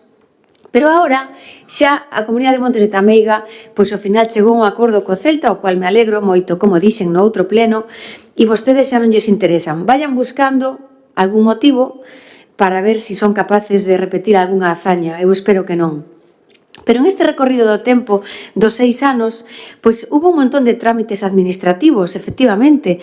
Se iniciou esa modificación puntual no ano 2018, co estudio ambiental estratégico, a asinatura do convenio, o acordo plenario, que foi o 30 de setembro do ano 19, e efectivamente pois apareceron informes sectoriais desfavorables que foron a trancos total e absolutamente manipulados polo Partido Socialista, así o digo, desde o Ministerio de Fomento, ou máis ben, en este caso, emitidos polo Ministerio de Fomento e pola Confederación e pola Deputación de Pontevedra, que veía necesario facer unha alegación por ese vial que lle estábamos pedindo que nos cedese. Bueno, pois a Deputación de Pontevedra xa pois tamén as cousas se foron poñendo no seu sitio e tamén se pondrán no Ministerio de Fomento e na Confederación, tamén se pondrán. Pero en todo caso é verdad que o informe do Ministerio invalidou a continuidade do proxecto comercial. Invalidouna e tivemos que renunciar a eso, con moita mágoa. No ano 18 se dá licencia para construir os campos de fútbol, no ano 19 se dá licencia para os vestiarios, no ano 20 se aproba o Plan Especial de Infraestructuras e Dotacións, inicialmente se aproba e definitivamente no ano 22, e por último a licenza para o refundido das obras das instalacións deportivas no ámbito do PEIT se dá no ano 2023. Ao longo de todos estes anos, ademais destes trámites administrativos, pois tamén hubo un percorrido xudicial importante, que non creo que mereza a pena olvidar, hai que telo presente.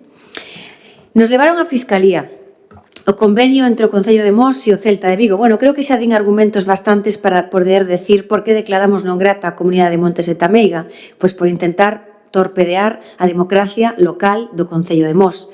Pero non solamente eso, sino que, pois o que lle digo, o convenio que levaron a Fiscalía, cunha sentenza despois do 4 de xuño do ano 21, outra sentenza do 12 de maio do 22, denuncias arquivadas na APLU feitas pola Comunidade de Montes de Tameiga e Ecoloxistas en Acción, que todos sabemos que son o mesmo. Despois hubo unha querella da Comunidade de Montes de Tameiga por prevaricación administrativa pola concesión de licencias con acordo de arquivo, denuncia en Fiscalía do BNG arquivada, denuncia de Fiscalía de Ecoloxistas en Acción por vertidos arquivadas, sentenza do 20 de maio do 24, recursos ás traídas das augas de Sanguiñeda e da Comunidade de Montes de Tameiga, denuncia en Fiscalía pola declaración de interese autonómico de Galicia Sport 360 con acordo de arquivo, sentenza do 6 de xuño do ano 24 do Tribunal Superior de Xusticia de Galicia que desestima o recurso pola Comunidade de Montes de Tameiga contra declarar de interés autonómico de Galicia o Galicia Sport 360, etcétera, etcétera, etcétera. Que lles parece? Pois isto é o que ocurriu estos 8, dixen 3, 6 anos, non? Isto é o que ocurriu. moito traballo, moitos disgustos, moita paciencia e tamén moitos éxitos. Porque hoxe estamos a falar de que estamos a días de que se tramite definitivamente ese PIA, que se iniciou no ano 2022, que o día 15 de marzo pois é cando se solicita por parte do Real Club Celta na Xunta de Galicia. O día 11 de novembro do ano 22 o Consello da Xunta de Galicia declara de interés autonómico. O 16 de maio do 23 resolveuse a evaluación ambiental. O 20 de xullo do ano 23 apróbase inicialmente o proxecto. E este é un proxecto pois que supón para nós nin máis nin menos que máis de 75 millóns de euros, cunha superficie de preto de 250.000 metros cuadrados. Isto ven a ser efectivamente pois casi o número de metros que se estaban invertindo no proxecto 1 na parte deportiva. Como digo, aquí o que falta é a parte comercial, con moita mágoa. E isto pois vai a ter a Universidade do Deporte, un colexio internacional, un centro de alto rendemento médico, un centro demostrador tecnolóxico, centro de eventos e conferencias, o mini estadio, residencia e hotel. E este proxecto pois é, fronte a outros, o proxecto de máximo respeto e integración co territorio. E tamén pois teño que decir que como sempre defendemos este Concello, pois que estamos moi orgullosos de poder acollelo, de que a Xunta de Galicia pois este a piques de rematar todo este proxecto. Eu estou verdadeiramente emocionada por decir hoxe, querido Gustavo, que terminouse esta tortura para algunhas persoas, as que me incluo eu, pero eu digo que, bueno, o corpo todo aguanta e a verdade é que mereceu a pena. Mereceu a pena, por iso a súa moción, claro que non é un ataque ao goberno, xa lle gustaría. Vostede intentou atacarnos por terra, mar e aire, pero non lle saiu ben. Pero lle digo, vostede non vai a ser alcalde de Mos nunca. Sabe por qué? Porque vostede traicionou a Mos. Porque se eu non teño sentido común, se eu non teño forza e coraxe, hoxe non estábamos a falar do que vamos a falar. Non, eu me vese arrugado, eu vese metido isto en un caixón. E Mos non me perdonaría, pero eu non o fixen. E aí está. E por iso estou moi contenta de poder contestarlle todo isto, poder decirlle que vamos a ser un referente mundial ao nivel de París, de Berlín, de Londres, e eu lle pondría un título á súa moción. A súa moción se titula ¿Qué mal quedamos? Como saímos de aquí? En silencio ou presentamos un relato? Pois hai un dito que dice dato mata relato. E hasta aquí hemos chegado. ¡Bravo! Así que vamos a votar a súa moción. Votos a favor da moción do BNG, Partido Socialista, BNG. Votos en contra, Partido Popular, queda rexeitada. Pois antes de pasar a comunicacións, vamos a facer o último punto da orde do día, que é a moción, que é a moción do Partido Socialista de Galicia de apoio a SOS Sanidade Pública. Pasou por Comisión Informativa. Dictaminada na Comisión Informativa de Sanidade do pasado mércores. Vale, pois ten a palabra o Partido Socialista.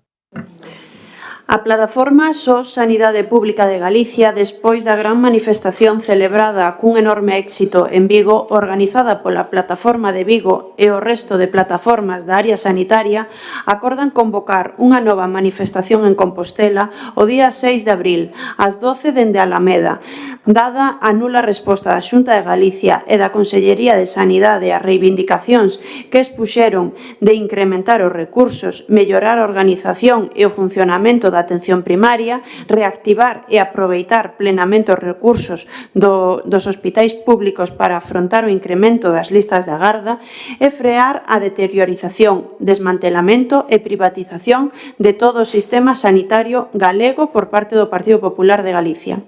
As organizacións que forman parte desta alianza social e profesional consideran fundamental o apoio dos concellos como administracións máis próximas aos problemas da cidadanía e piden o apoio ás reivindicacións que expoñen de maneira consensuada máis atención primaria, centros de saúde e PACs dotados de persoal suficiente e todas as categorías, ben equipados, accesibles en 24-48 horas como máximo, consultas presenciais a solicitude do paciente, reorientar a atención primaria a promoción, prevención, traballo comunitario e participación social.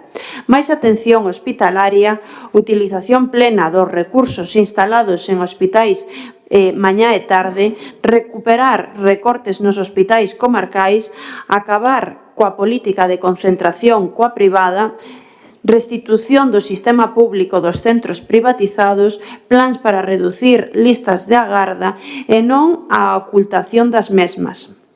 Acabar coa precariedade laboral e recuperar a existencia da dedicación exclusiva do persoal médico. Mais sanidade pública, incrementar o orzamento sanitario público, plan de saúde galego que adapte os recursos ás necesidades, recuperar os servizos privatizados e as áreas sanitarias pechadas, potenciar a saúde pública para combater as posibles epidemias para a saúde. Por todo elo, o que se están a pedir é que se insta o Concello de Mos a facer un chamamento á poboación para que acuda e participe na organización e desenvolvemento da manifestación en defensa da sanidade pública. Esta é unha moción que plantea a plataforma Só Sanidade Pública. Nos simplemente a truxemos a pleno, a debate, e nos fixemos eco desta petición. Como aquí se di, están a pedir máis fondos e que se apoie a sanidade pública. Como xa se dixo noutra moción anterior, nós tamén temos o dereito de vir aquí a defender a sanidade pública, de traer cuestións que se plantexaron en moitas outras ocasións e que os colectivos sociais están a demandar. Nós tamén pedimos que se poñan de lado da veciñanza, que ao final todos somos usuarios da sanidade pública, todos somos coñecedores de que esta problemática é unha realidade e precisamos reconducir esta situación. Polo tanto, pedimos o apoio para esta moción e pedimos o apoio tanto da corporación como de toda a veciñanza para esa manifestación que nesta ocasión se vai a facer en Santiago de Compostela para reivindicar a necesidade da defensa da sanidade pública. Gracias. Gracias, Gustavo. Bueno, este grupo vai a votar a favor da moción presentada polo Partido Socialista, achegada pola plataforma Só Sanidade Pública. Unha mágoa que o noso regulamento non permita que sexa a propia plataforma quen presenta a moción, pero dende o grupo do BNG agradecemos e lavamos a labor de defensa que está facendo esta plataforma para visualizar a situación da sanidade pública no noso país. Como se indica na moción, a plataforma convoca unha nova manifestación en defensa da sanidade pública. Unha sanidade pública que ano a ano periga máis, sobre todo na nosa área sanitaria, porque dende que o Partido Popular chegou á Xunta de Galicia, as decisións en materia sanitaria e, sobre todo, para a área sanitaria de Vigo, se basean case en exclusiva no aumento dos concertos coas empresas privadas. Non hai máis que ver o concerto con Povisa, con máis de 100 millóns de euros, non hai máis que ver que dende o ano 2014 o concerto con Povisa leva máis de 800 millóns de euros, o máis caro non só no noso país, sino do todo o Estado español. Pero é que non fai falla acudir ás decisións políticas que cada partido fai. A situación da sanidade pública en Galiza é algo que se vive día a día, e máis que vivir, por desgracia, se sufre. Non é de recibo agardar semanas para unha atención primaria e cando por fin tes cita e te atenden, igual despois de 15 días, se non estás curado ou morto, se Dios non o quere, ou fustes a urxencias para colapsar as urxencias. Cando te atenden, a cita coa médica ou o médico de cabeceira é de 3 minutos, porque ten outras 40 citas ese día. Se non ten a sorte de que non falte algún dos compañeiros e teña que atender tamén as deles.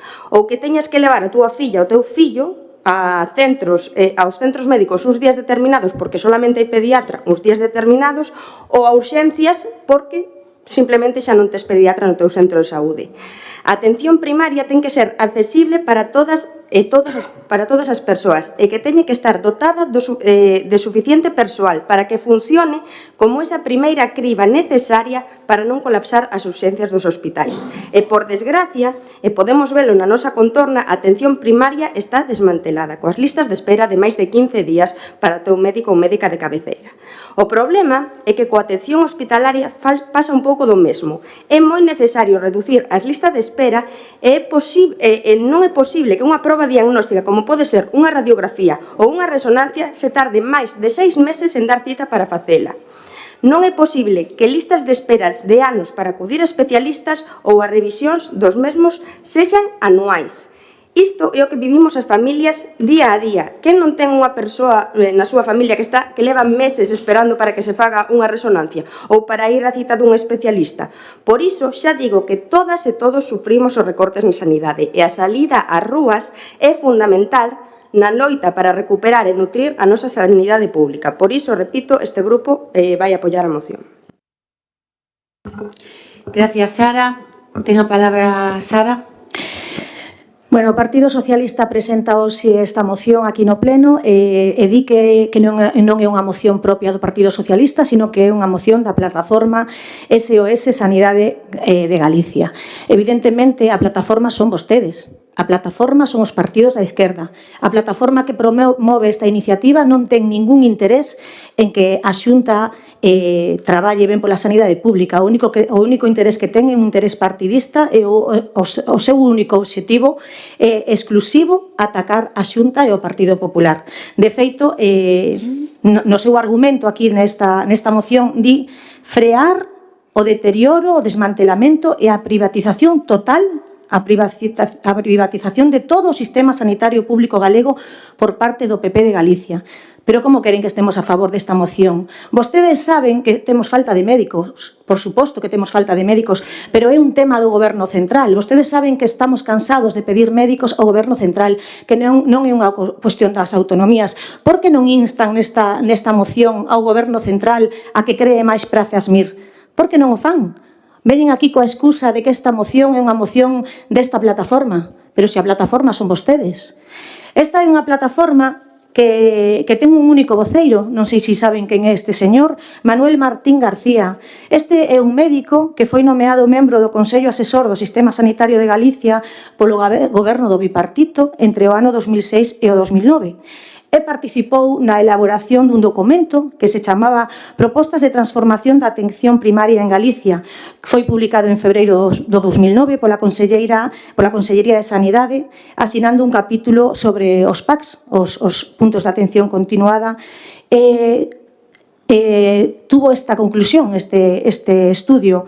En la situación actual, los PACs de Galicia prestan una atención de escasa eficiencia, son poco resolutivos y provocan una elevada ocupación de profesionales, en un escenario de escasez de los mismos, que se sienten frustrados ante el escaso desarrollo profesional que pueden desarrollar en estos dispositivos. Se hace necesario realizar una reforma de profundidad que produzca una reducción del actual número de puntos, un menor consumo de profesionales y una mejora de la calidad asistencial. Esta foi a súa conclusión en 2009 gobernando o bipartito.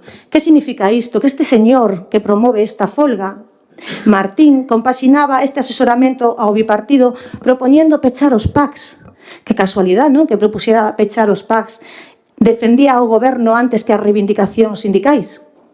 Este señor é o mismo que desde a súa plataforma deixaron de ser complacentes desde 2009 co goberno para ir en contra del, para ir desde 2009 en contra do Partido Popular e da Xunta.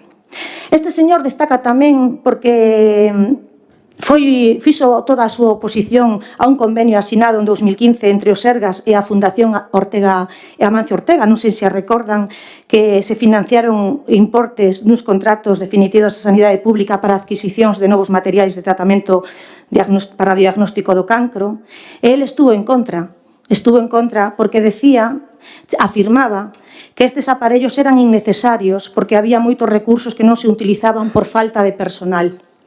Menudo fenómeno, porque en cambio en 2021 O Conselleiro de Sanidade relevou no Parlamento que os aceleradores lineais instalados a través desta compra financiada por esta fundación, Amancio Ortega, estiveron activos o 99% do seu tempo programado. Serviu para tratar a máis de 27.000 pacientes con 55 tipoloxías diferentes de diferentes enfermidades oncolóxicas. Polo tanto, este señor non ten ningún criterio e non vamos a estar de acordo nunha folga que el quen a propón. Polo tanto, vamos a votar en contra desta moción que non ten nin pés nin cabeza. Gracias. Sara, ten a palabra Victoria. O fenómeno é o Partido Popular. Ese é o fenómeno. Un fenómeno que é unha realidade o que está acontecendo ca sanidade pública e decide, pois, esconder a cabeza. Porque é unha realidade. Nós non somos a plataforma só Sanidade Pública. A plataforma está integrada por profesionais da sanidade pública. Os profesionais que traballan e que desempeñan a súa labor e que saben a problemática que se están encontrando. Eses son os que trasladan a realidade. Pero tamén podemos escoitar a toda a xente que é usuaria da sanidade pública e que padece, como xa se dixo aquí, esas listas de agarda. E non son só listas de agarda en atención aos PACs, en especialidades. E iso somos coñecedores todos. A problemática da sanidade somos coñecedores todos. E vostede quere escudarse en que hai un representante da plataforma co que non coinciden e, por tanto, non apoian a moción. Un representante o que están acusando de ter un trasfondo político. Sen embargo, fai un par de puntos, sí que poden nomear valedor da Rosa a un político cando vostedes entenden que fai unha boa xestión. Escudarse en que hai un representante co que vostedes din que non coinciden para non facer unha defensa de algo que a veciñanza, toda a veciñanza está reclamando, é bastante curioso. Coñecemos, dende fai ben pouco, ese informe de contas no que se falaba da construción do Álvaro Cunqueiro onde hubo un sobrecoste. Isto tampouco podemos tapalo, porque é unha realidade. Construción ca que se perderon camas. Un proxecto que non se construiu en toda a súa totalidade. O Meixueiro ten camas pechadas. Cando chega o verán, sempre se pechan camas. Hai urxencias que están pechadas. Hai PACs que foron reducindo os seus servizos e non os foron reactivando. É unha realidade que padecemos todos. É curioso que o Partido Popular quera poñerse de lado ante isto, queira botar balóns fora e non lle reclame a Xunta de Galicia, que quen está facendo a xestión e quen ten as competencias, que non lle reclame absolutamente nada. É curioso. Gracias, Peniga. É unha mágoa, de verdade, que non defendan a sanidade pública como defenden outros tipos de temas co mesmo ahínco, a verdade. E sí, efectivamente, é un tema partidista. Defender ou non a sanidade pública é un tema partidista, polo que se está mirando aquí. E claro que é partidista a decisión de invertir cartos públicos nos hospitais públicos ou en concertos con hospitais privados. Claro que é un tema partidista e se mira do lado en que están vostedes. Unha mágoa, unha vez máis, ver neste pleno cales son as prioridades do Partido Popular. De verdade, é unha mágoa.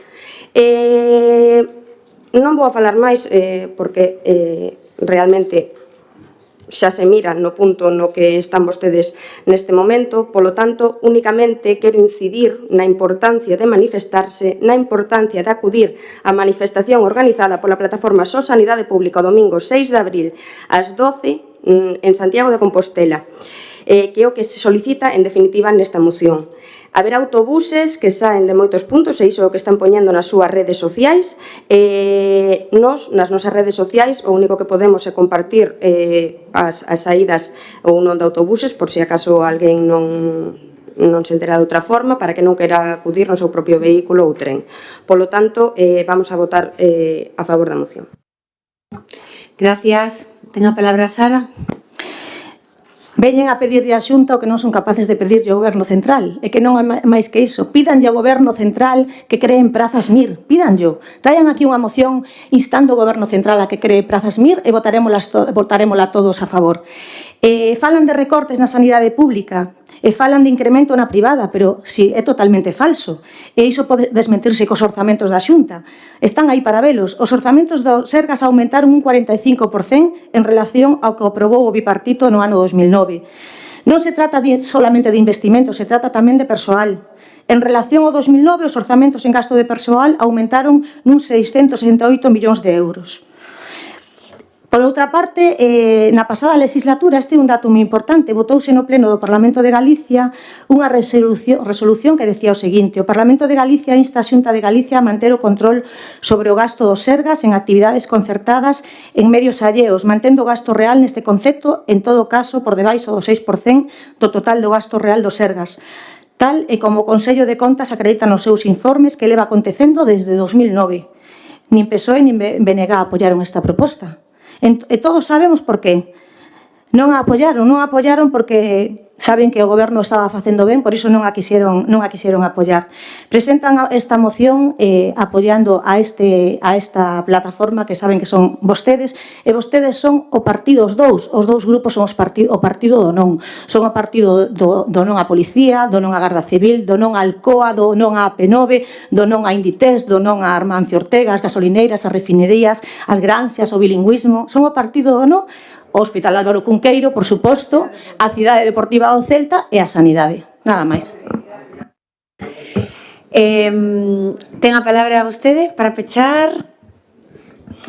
Como decía o voceiro do partido do BNG, faltaba Altri. Somos o partido que apoia todas as colectividades e aquelas asociacións que defenden os dereitos públicos. Dereitos que costaron moito conseguir, que se están desmantelando e que non o podemos permitir. Somos ese partido. É unha mágoa que vostedes vayan a ter esta postura e que decidan defender, neste caso, a Xunta de Galicia, que é quen fai a xestión da sanidade, que se escuden unha vez máis en defender a Xunta de Galicia desta maneira fronte ao Goberno Central, porque está claro que descoñecemos cales son as competencias da Xunta, todo é do Goberno Central. A Xunta debería de desaparecer, porque se todo é competencia do Goberno Central, é unha mágoa. É unha mágoa que non decidan defender a veciñanza, neste caso tamén a veciñanza de Mos, porque son os usuarios desa sanidade. Dende a nosa bancada, o único que nos queda, é pedir ao máximo apoio para esta manifestación, tamén para militantes e simpatizantes do Partido Popular que non coinciden ca súa opinión, porque tamén os hai, porque tamén son usuarios, e, por tanto, tamén padecen esas consecuencias, e que entre todos, intentemos facer a máxima forza posible para conseguir revertir todos eses beneficios e todos eses dereitos polos que se loitaron tanto e que non podemos permitir que desaparezan. Moitas gracias. Vostede ten moita razón cando dice que isto é unha realidade. Non lle vou a quitar a razón. É unha realidade que non hai médicos. Ai, se ríe. É unha realidade que non hai médicos. Por lo tanto, Galicia pode investir moitísimo en aparellos, investir en centros de saúde novos, en hospitais, as súas ampliacións, pode aumentar o orzamento todos os anos, pode ter o calendario vacinal máis completo do mundo, pode ter o de cribado neonatal máis completo de España. Pero aquí hai un problema, que non hai médicos. Non hai médicos. De quen dependen os médicos? Quen crea plazas de médicos? Quen crea plazas de médicos? Non me contestan, pero yo vou a decir eu, o Ministerio de Sanidade.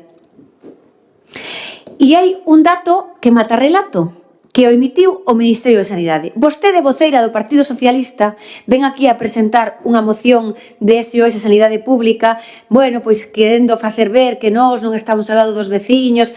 Mire, os primeiros que se han desenvolto e que han deixado a sanidade pública son vostedes, porque renunciaron a xestionala, deixándolle a sumar a sanidade. É o Ministerio que xestiona sanidade, sumar. Desentendéronse. Pois ese ministerio, que é o que goberna co seu presidente, dá uns datos que matan o relato. Todo o relato que vostede nos dixo aquí, yo vou a matar en 5 segundos. Actualizado en 2024, o Ministerio de Sanidade reconoce que en España faltan 4.500 médicos. Y reconoce que, de seguir en esta senda, en el año 30 van a faltar 5.000 médicos. Pero dice algo máis. Sabedes cantos médicos, cantas plazas de medicina familiar acaban de sacar no ano 24? 17. Non hai máis que hablar. Pois aquí nos terá sempre loitando coa sanidade pública para todos os veciños, pero señalando o responsable, que é Mónica García e que é Pedro Sánchez e que é o seu partido. Eso é o que teño que decirlle. Votamos a moción. Votos en contra? Abstencións? Votos a favor? Queda rexeitada por maioría.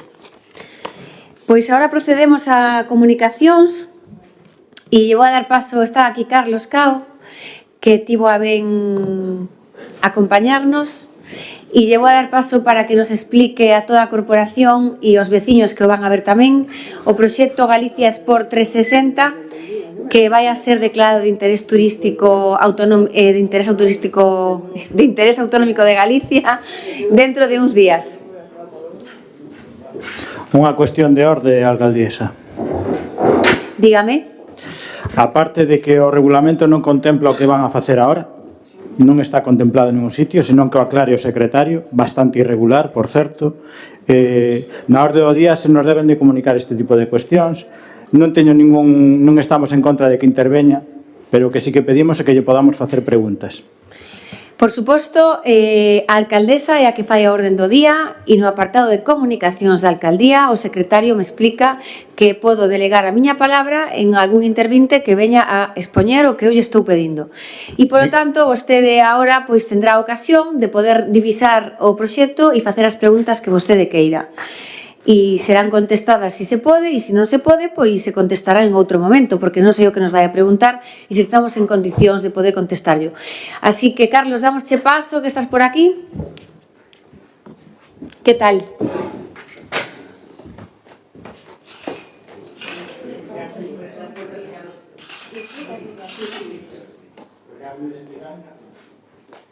tal? Bienvenido. Gracias por venir.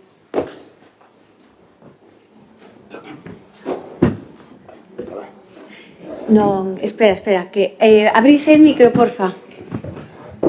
Vale. Perdón, ahora sí. Para proyectar tengo que... ¿Para proyectar? Contra el monitor, ¿no? Sí. Vale, bueno, primeiro, bo día a todos. Perdade que estou un pouco nervioso, porque echar o pleno...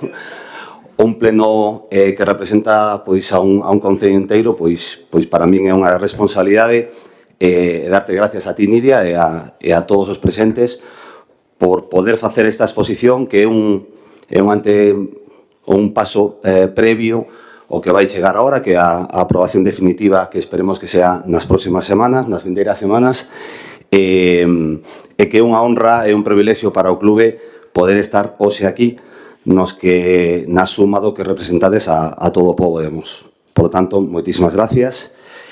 E antes de empezar, a ver, se vai. Ahí está. Para atrás. Gostaría empezar con esta transparencia ou esta diapositiva para que podedes entender o importante que é para o clube e que podedes pôr o proxecto no contexto para nós. Ese dibuixo que vedes aí é o que nos trazamos ou que nos dibuixamos sobre o futuro do Celta dos próximos 100 anos. Como sabedes, chegamos aos 100 anos, no ano 23, e estamos nestes 2 anos ca presidencia de Marián reorganizando e poñendo os cimientos que sean igual de fortes para tratar de que nos próximos 100 anos teñamos un clube forte, ¿no? Nesa diapo están as 4 infraestructuras nas que se vai apoiar ou na que vai crecer o Real Club Celta nos próximos anos. Ademais, está trazada un pouco quizá a filosofía máis importante do clube, que é a nosa canteira. Nos partimos ou finalizamos no punto 4, que é o estadio, pero, aquí incómodo isto así, perdón, pero o que estamos trazando é toda a ruta ou a circulación que vai ter calquer canterano ou calquer xogador que vai estar nas nosas categorías. A frase de dende a bancada ata o campo é o que nos buscamos con toda esta política de infraestructuras e con todos estes cimentos que estamos pondo no próximo clube ou no clube dos próximos 100 anos. É dicir, no punto 1 temos a nosa sede, que é onde captamos, onde tomamos as decisións estratégicas para captar a nosa canteira. Vamos a manter viva a cidade deportiva da Madroa. Como ben sabedes, todos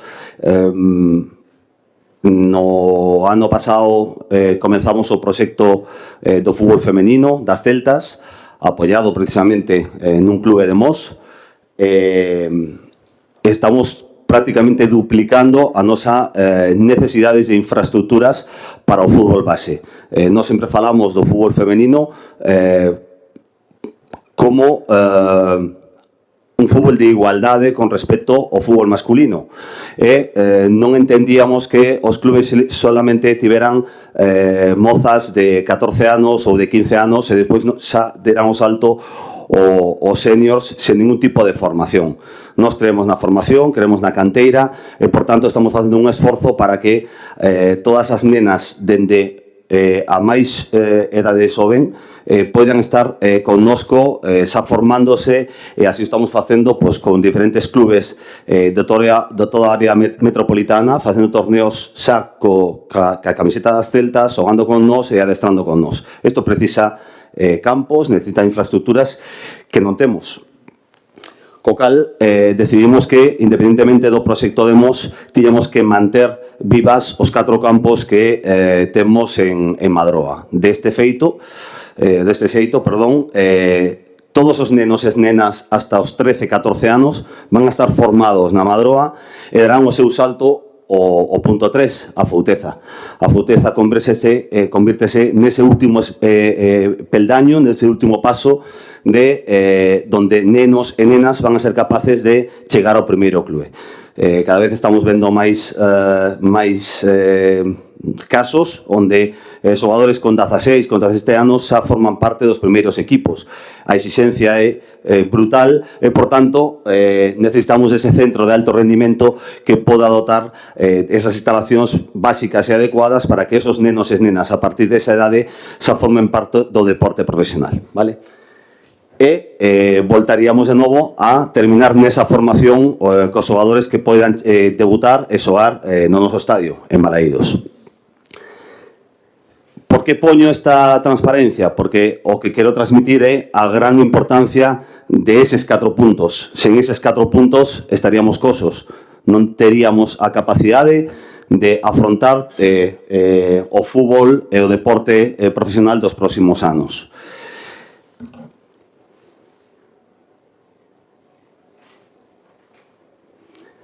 Bueno, voume centrar no que hoxe pedimos a Nidia que se nos dera a oportunidade de presentarvos a todos o proxecto de Galicia Sport 360, a Factoría do Deporte Galego.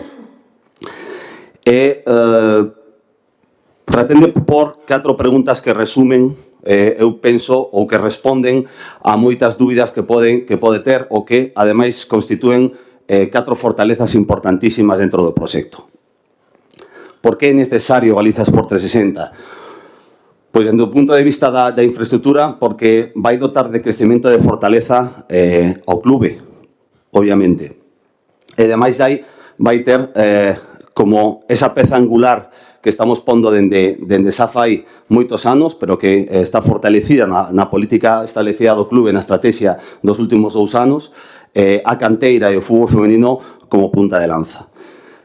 Como vos decía, indispensable, importantísimo e indiscutible que se non temos as instalacións que hoxe xa temos nesa primeira fase de fútbol profesional, e que, crédeme que non é por sacar peito, os que me coñecedes non o fago, pero que constante, hoxe xogamos cas Palmas ás 9, están facendo unha visita agora pola mañán. Todos os clubes que chegan a Vigo a xogar contra nós queren visitar a Fouteza. Admiración é total, e iso que só fixemos a primeira fase do que vai cubrir esta instalación. En canto a formación, antes vos pintaba o ciclo, non? Cando pensamos nos canteráns, como os captamos dende a sede, como os formamos na Madroa nos primeiros pasos, como culminamos o seu proceso de formación en Mos, e como os levamos de novo ao estadio.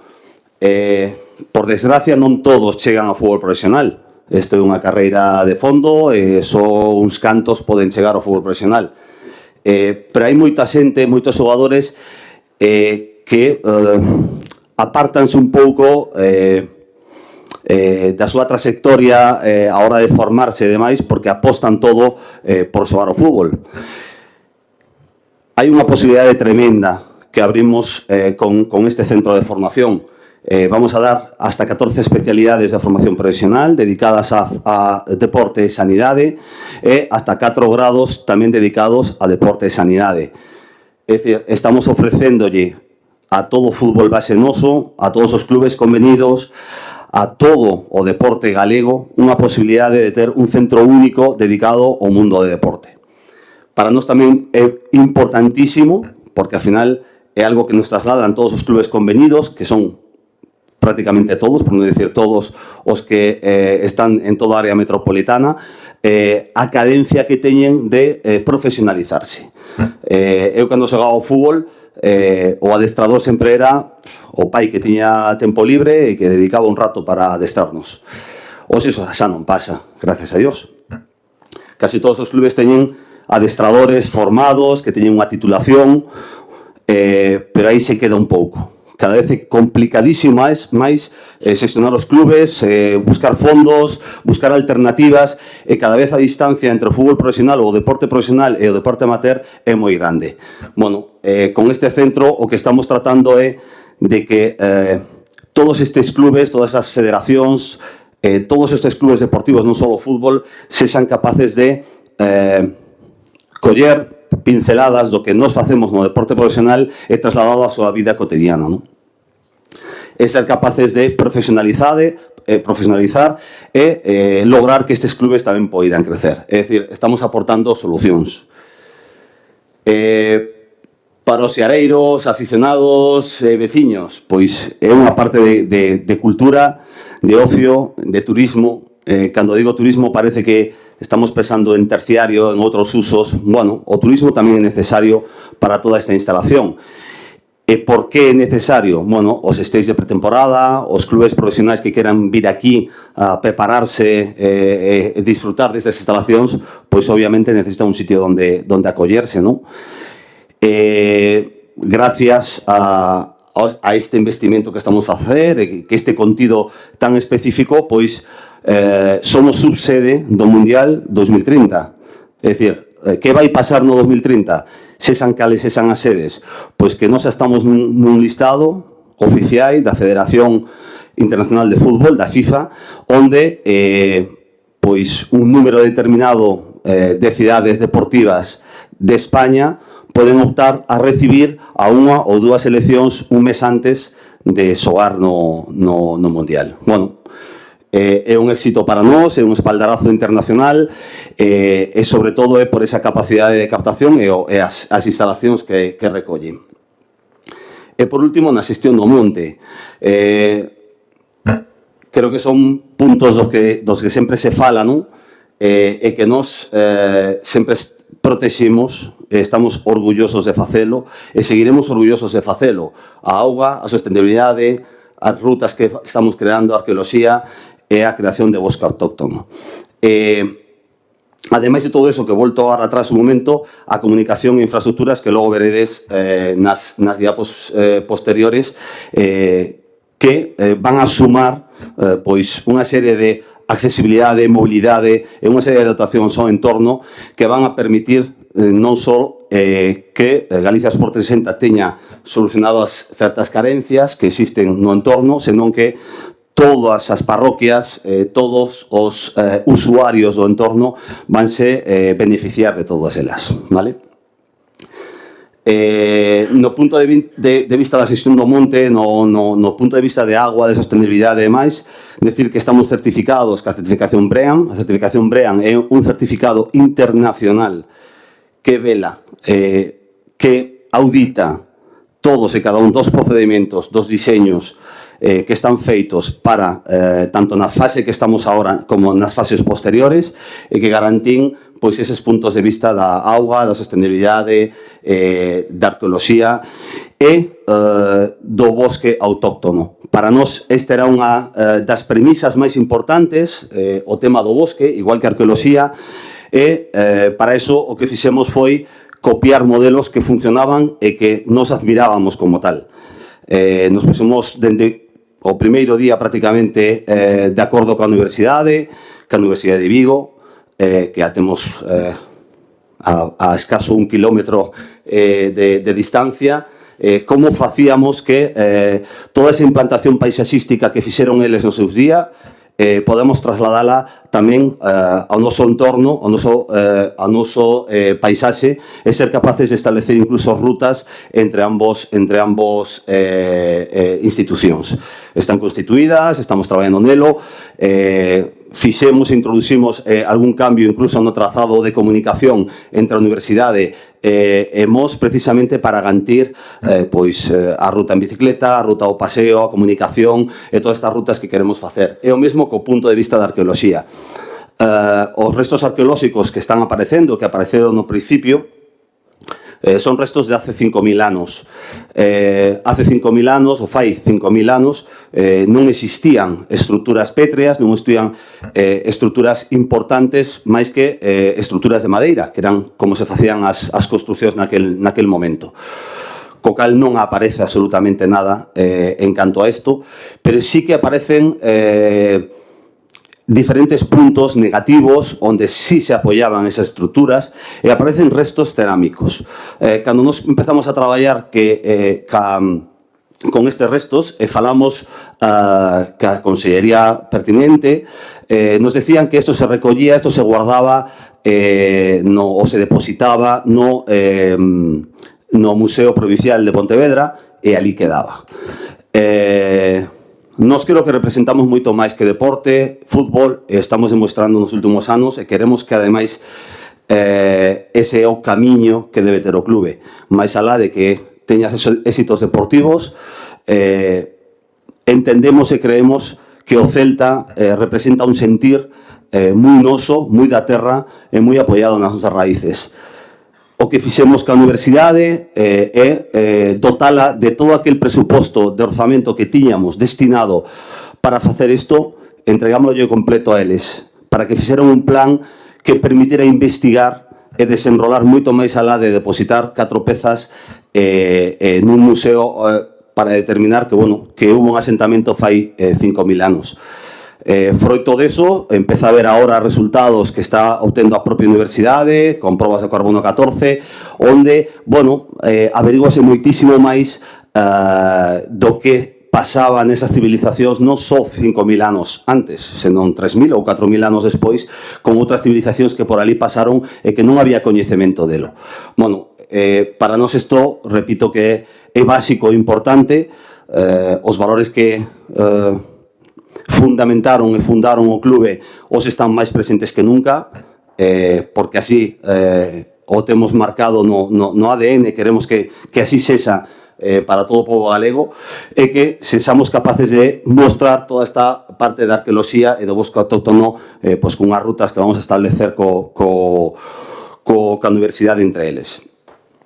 No tema da xestión do monte, pois nos, como ben sabedes, estamos pagando un arrendamento cun acordo que fixo o clube co Comunidade de Montes de Pereiras, que hoxe en día está lle permitindo a esa comunidade que todo o monte augas abaixo por debaixo do noso ámbito pois este perfectamente xestionado, que teña as súas rutas, que se invertiran nun paseo, nunha comunicación perfecta, maravillosa para poder visitala ademais e que nos vamos a por tamén en valor moito máis unha vez que teñamos o proxecto rematado.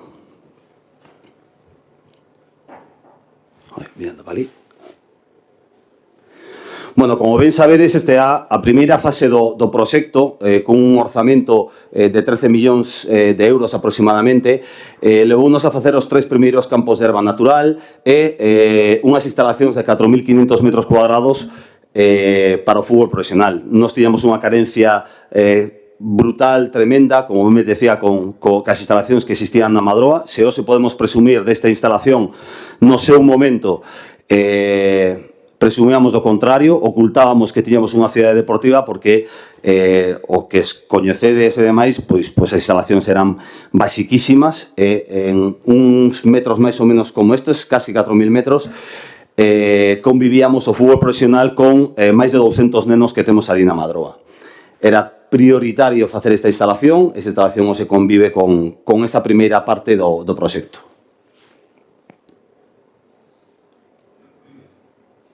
Vai. Ahora.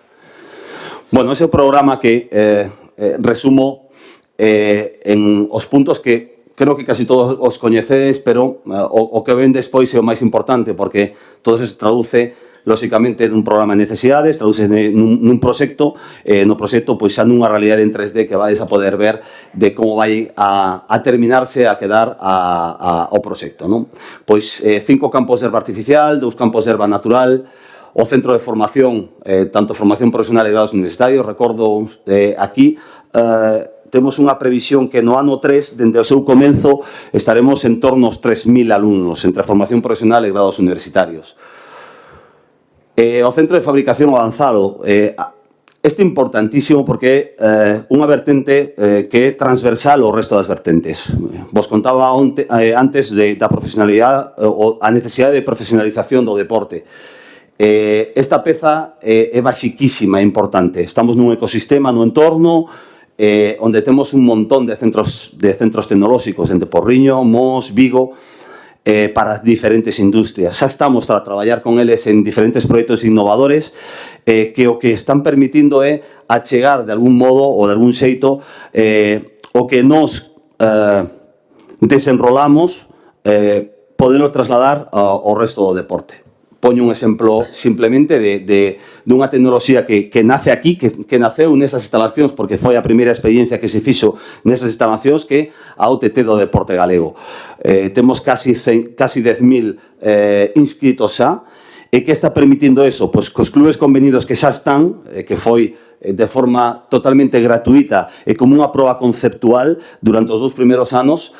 Hai federacións, hai clubes, pois balonmano do Rosal, baloncesto Porriño, hai diferentes proxectos, rugby, o fútbol, con unhas cámaras de inteligencia artificial, o que están gravando os encontros das categorías base. Que permite eso? Pois moi sinxelo, que calquer pai, calquera nai, calquera avó que non poda estar, vai a poder ver a seu fillo ou filla facendo a instalación.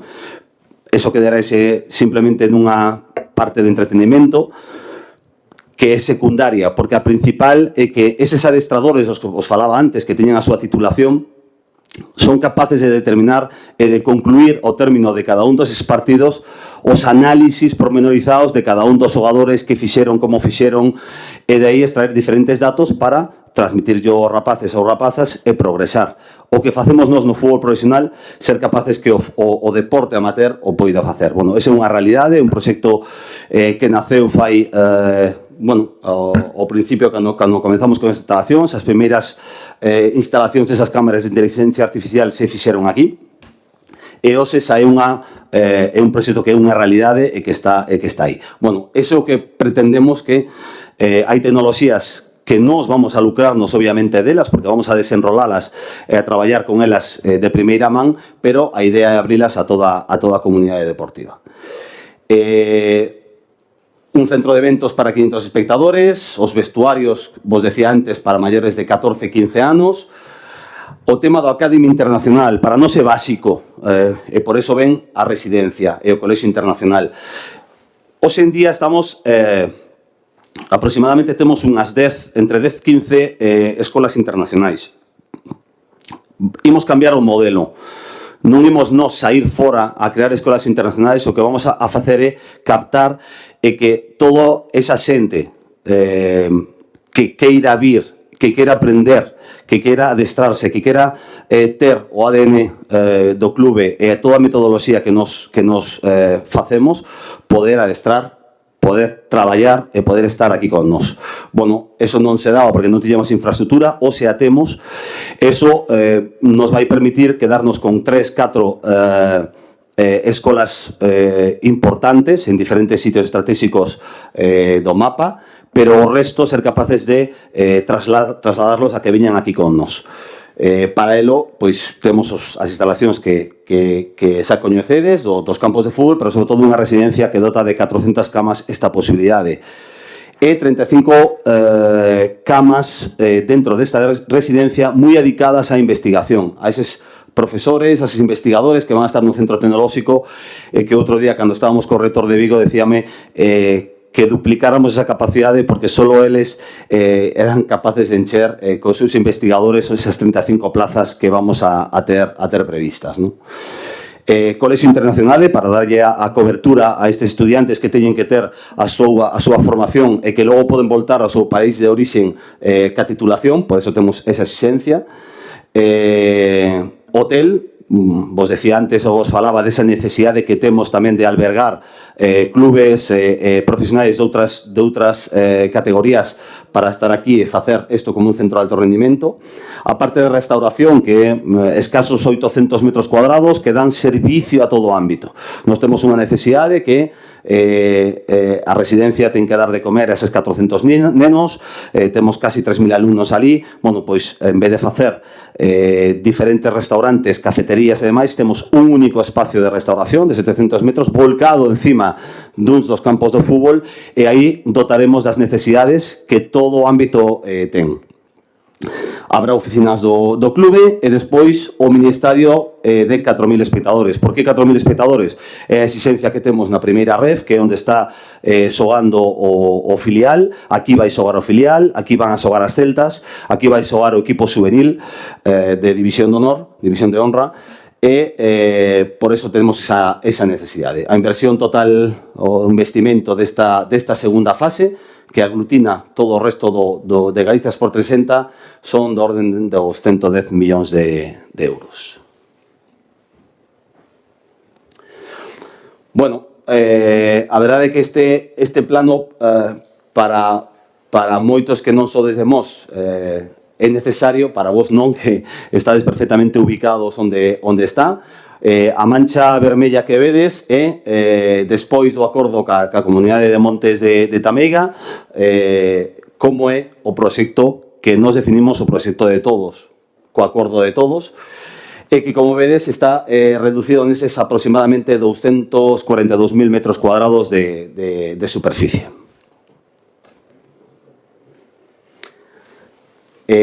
Vedes o trazado que existe, que vos falaba antes, dende Galicia Sport 360 ata a universidade, onde acondicionamos un pouco o que é ese trazado de conexión entre os dous puntos de entre esas dúas rotondas, con carril bici, con un carril de paseo onde pode comunicar as dúas zonas,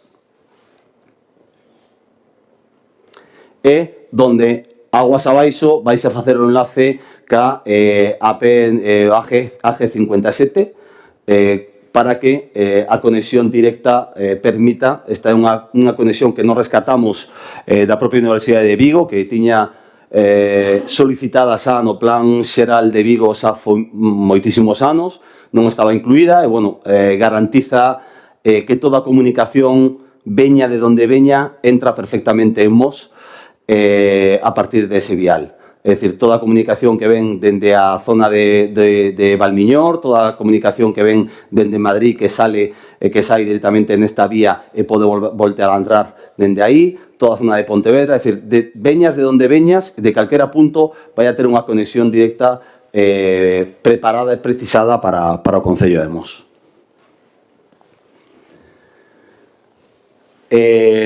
Aí tendes un pouco o que constitúe o trazado, o proxecto que vai ser aprobado no proxecto de interés autonómico. Este é o proxecto definitivo xa, onde, non sei se este é un punteiro, se non, se permite, non sei, bueno, vos ubicades, está a residencia Doral, que sigue estando no seu sitio, e xusto están os 3 campos que ata de agora estivemos o que estamos utilizando, que albergan o fútbol profesional. De aí para arriba desaparece a conexión que facemos, que actualmente conecta ca parroquia de Cela, e aparece un novo vial que circunvala a todo o ámbito de maior capacidade e maior trazado coexistente, e que conecta con 2 rotondas, unha que adentra o que é un acceso ao ámbito pola zona sur, e outro que na zona da entrada de Doral fai esa conexión co vial que sigue da Diputación e que vais ao Rebullón, que fai unha conexión directa. De aí conectas co resto do trazado hacia a parroquia de Cela. Temos os campos de fútbol volcados hacia a parte xusto do mercantil. Bueno, antes de nada, desa rotonda que é o acceso, temos unha comunicación, están todos os aparcadoiros exteriores, e chegamos a unha parte que conservamos sin tocar, que esa parte verde que aparece aí, que é a parte que fai de transición máis próxima á zona de Mamoas para ser, pois eso, como unha barreira vegetal e verde que dá esa continuidade a unha zona protegida.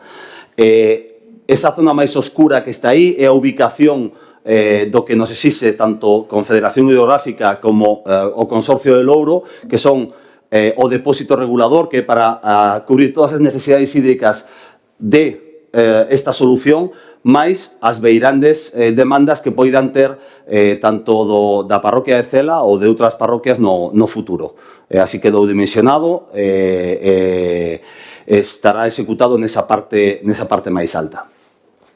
Os 3 campos de erva artificial centrais, onde vai a ter toda a vida principal, pois os academies e os equipos de categorías inferiores, tanto de nenos como de nenas, son esos 3 campos que se ven aí no medio. Os 2 campos de tecnificación, un de erva natural e outro de erva artificial, son os 2 pequenos, e quedará moi preto da parroquia de Pereiras, onde xa estaba diseñado o campo de erva natural, pois é un pouco acomodado pola topografía que existe, que son como diferentes terrazas, pois as gradas van contra eses taludes que existían aí, eses taludes vegetais quedan aí inmersos, non? Logo veredes unha infografía no diseño que estamos terminando agora de ese estadio de 4.000 espectadores.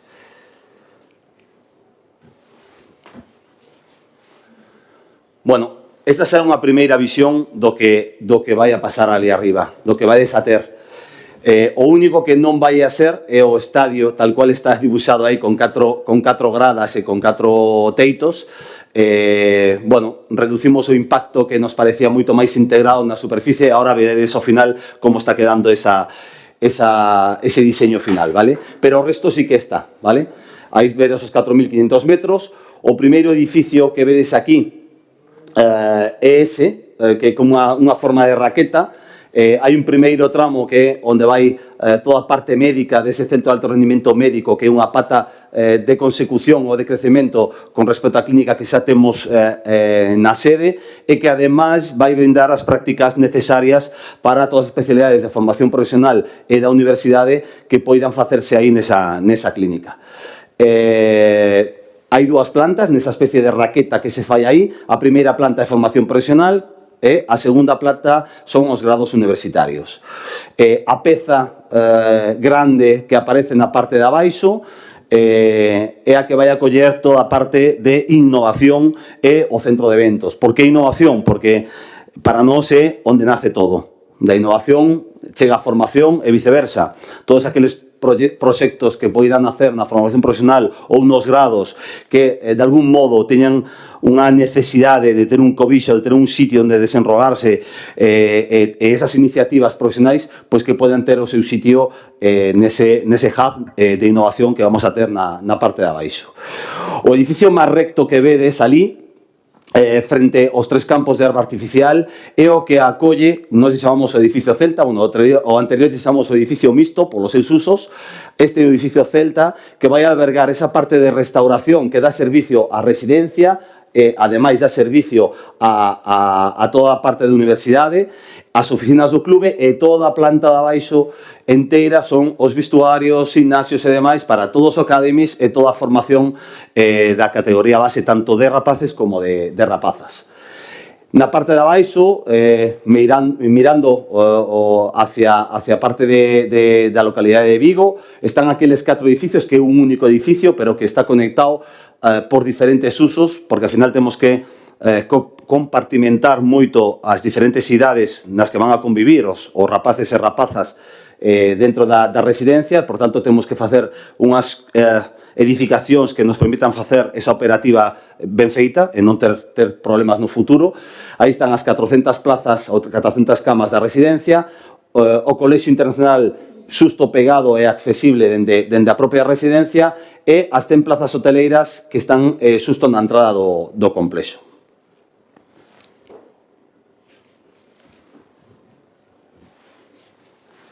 Bueno, vou vos pasando diferentes transparencias para que veades. Ese camiño que vedes interno ven representando o que hoxe é a comunicación con Cela. Nos transformámolo, desaparecen os asfaltos en todo o ámbito, toda a parte interna nosa non vai asfaltada, vai con uns terrenos que sean capaces de drenar e de ser capaces de seguir dotando o entorno da súa capacidade de captación hídrica, todo con unha vegetación, como vos decía, autóctona que vai permitir dar esa transición entre o cubi e esta parte de aquí. Todos os aparcadoiros que van na parte de fora van con ese tipo de pavimentación e todos inmersos e metidos dentro do bosque. Es outra visión xa de frente. Este sí que xa é o estadio avanzado, vale?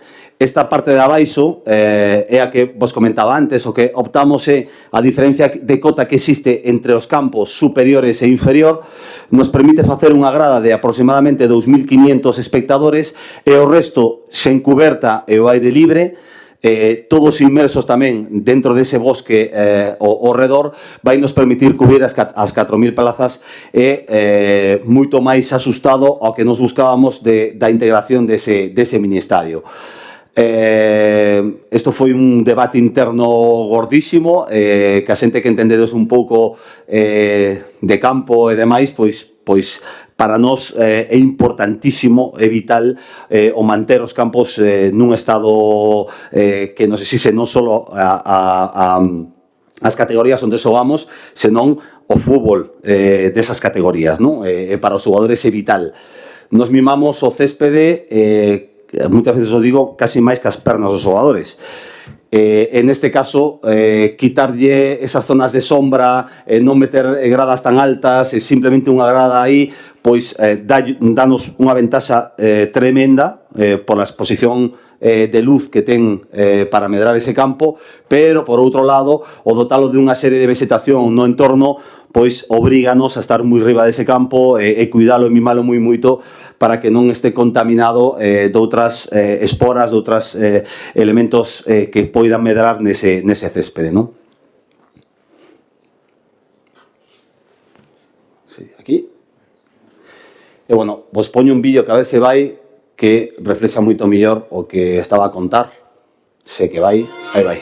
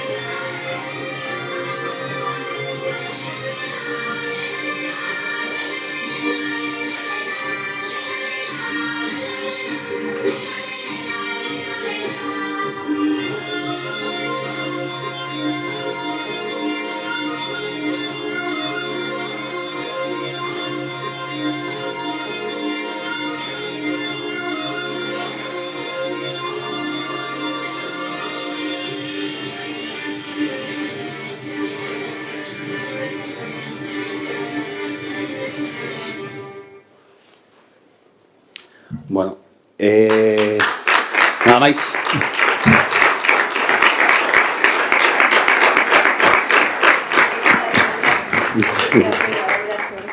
Gracias. Bueno, non sei se queres preguntar unha cuestión. Por la miña parte, sin problema, sí. Faltaría máis. Fina, non sei se queres compañeros do goberno. Alguna pregunta? Sí, un par de cuestións, se me permitides. Bueno, primeiro, Carlos, parabenizarte porque pudeche intervir neste pleno. Cando hai outros colectivos e asociacións que piden intervir neste pleno, non se lles deixa. Entón, parabenizarte porque ti o conseguiche. Espero que non teña nada que ver con que seas do Celta. Espero. Bueno, a nosa posición sobre o PIA é coñecida. Nós estamos en contra, creemos que é unha ferramenta urbanística que non se adecua ao noso territorio, ao final é un elemento para dar pelotazos, pero a miña pregunta non vai por aí. A miña pregunta é, este proxecto é diferente do que presentastes en 2009. En 2009 presentastes un proxecto parecido que incluía un centro comercial e agora non aparece ese centro comercial. Entón a miña pregunta é, xa que o goberno dice que sodes vos que tedes que renunciar á modificación do Pexón, é dicir, o proxecto de 2009, o Celta renuncia á construción dese centro comercial e, por tanto, á modificación do Pexón, sí ou non?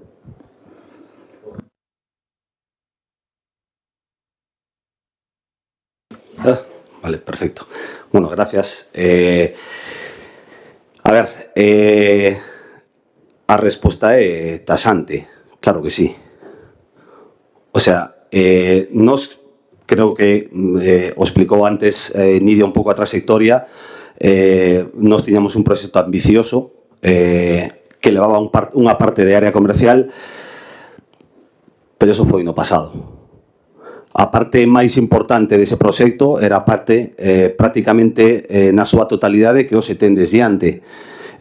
Si é certo que está aterrizada, porque nunha fase de planeamento vos sabedes que ti pintas e faz un planeamento e despois desenrolas os proxectos e os aterrizas acorde ás normativas e o que podes facer, vale? Eso foi o que fixemos nesa parte superior. Na parte superior xa existía a Universidade de Deporte, xa existía a residencia, xa existían estas necesidades, pero si toda a parte comercial xa non existe, xa non hai terciario, o podedes ver e comprobar na aprobación do proxecto de interés autonómico, que é pública e nós non temos nada que máis que decir na parte comercial, porque non vamos a facer parte comercial. Vale, gracias por contestar. Remato dicindo, non son futboleiro, nada futboleiro, pero espero que gañedes pola tarde. É unha mágoa, estás no momento de engancharte, de verdad, inda que sea para escoitar o himno, o noso himno, para chegar os momentos de antes do partido, porque penso que é unha aposta que estamos facendo nos últimos 2 anos e nos últimos tempos, que levábamos ben diseñada, pero non éramos capaces de levála a cabo e por fin somos quen de facelo. Que penso que temos un arma preciosa nas nosas mans, que é un altavoz, de que ao final arrastras a moita xente, pero tamén temos un deber, que é devolverlle a toda esa xente o que nos dá, e o que nos dá en forma de cultura, de paixón, de sentimento, e ese é o que queremos facer, pero queremos facer, o estamos a facer, que penso que no estadio, e o queremos facer aquí en Mos, sen ninguna dúbida. Bueno, pois, Carlos, eu moi emocionada, porque detrás de este vídeo hai moitas horas de traballo, de momentos difíciles, pero o tesón saliu adiante, e, bueno, pois hoxe a bandeira do Celta é a nosa bandeira tamén, a bandeira de Mos. E por eso, pois, quero dar as gracias primeiro a Carlos Mouriño, despois a Marían Mouriño, porque el iniciou, Marían continuou, pero a ti en especial, porque ese codo con codo pois foi directamente contigo, e hoxe aquí diante da corporación e dos veciños que nos ven, quero darche as gracias porque confiaches en isto, porque ao final se trata de confiar. A veces, cando as cousas se retorcen tanto e cando crees que xa non se poden complicar máis e se complican, o fácil é desistir. E persistimos. o perseguir e continuar aí, pois hoxe fai que eu creo que o que sinto eu, o sinte a maioría das persoas que me acompañan, as que me acompañan hoxe, as que me acompañaron antes, pero as que me acompañan nas redes sociales, que nos están vendo, non? Por iso quero darlle as gracias a Pereiras, que tamén se encontra aquí a comunidade de Montes. Quero darlle as gracias á parroquia de Tameiga, porque foi tamén fundamental. A parroquia de Tameiga sempre quixo este proxecto e bueno, pois eu confío que os que hoxe todavía non confían no proxecto acaben confiando, porque este é un antes e un despois para a nosa mocidade, para o noso concello e nada, que moitas gracias, que hoxe un día noso, porque nos lo presentan a corporación. Dentro de uns días será o día do Celta, será o día de Galicia, será o día do deporte galego que, pois como decía, estará a nivel mundial e estará en Mos. Así que gracias sempre e a la Celta. Gracias.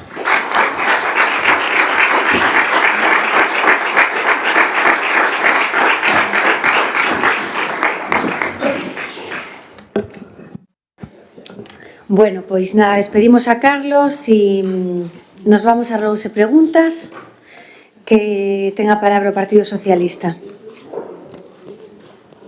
Hola, mira, eu quería facer un apunte, un rogo, e saber se lle pode dar solución. En Guizán, na baixada no camiño da Resteva, hai ali un tubo de agua que lle puxestes no cruce coas Regueiras, non? Hai unha... Sí, pois este é un tubo... Sí. As casas que hai por a parte de abaixo pois siguen tendo inundacións, siguen entrando agua por o portales, ou cando, claro, no inverno, cando é no verán que vai menos agua, non, pero cando chove e tal, entonces pois sei que xa estuvestes ali vendo e tal, pero non se lle deu solución. Entonces a ver si se lle podía dar solución, porque se ten un tubo que pasa por debaixo da carretera, parece ser, o que nos dicen é que debe estar obstruído ou que filtra, ou que rompeu o tubo filtra por a terra e entra por o portal, e a casa de abaixo tamén, como están por a parte de abaixo da carretera, cando chove a cuneta non é suficiente profunda e que lle pasa e que lle entra. Entonces rogaría que por favor agora, vindo o bo tempo que hai menos agua, a ver se lle podía dar algunha solución ali.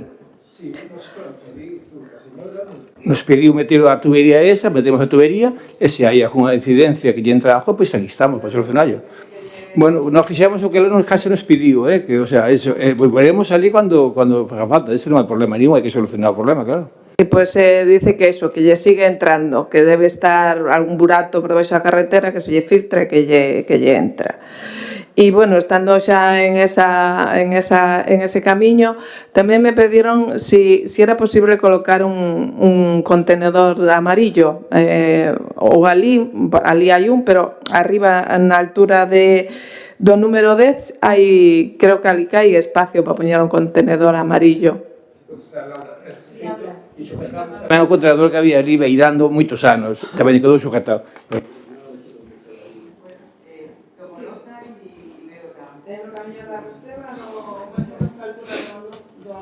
Número 10, que xa hai un contenedor verde, si se lle podía poñer por ali, porque senón que o teñen que levar a moi lexos e non sei que.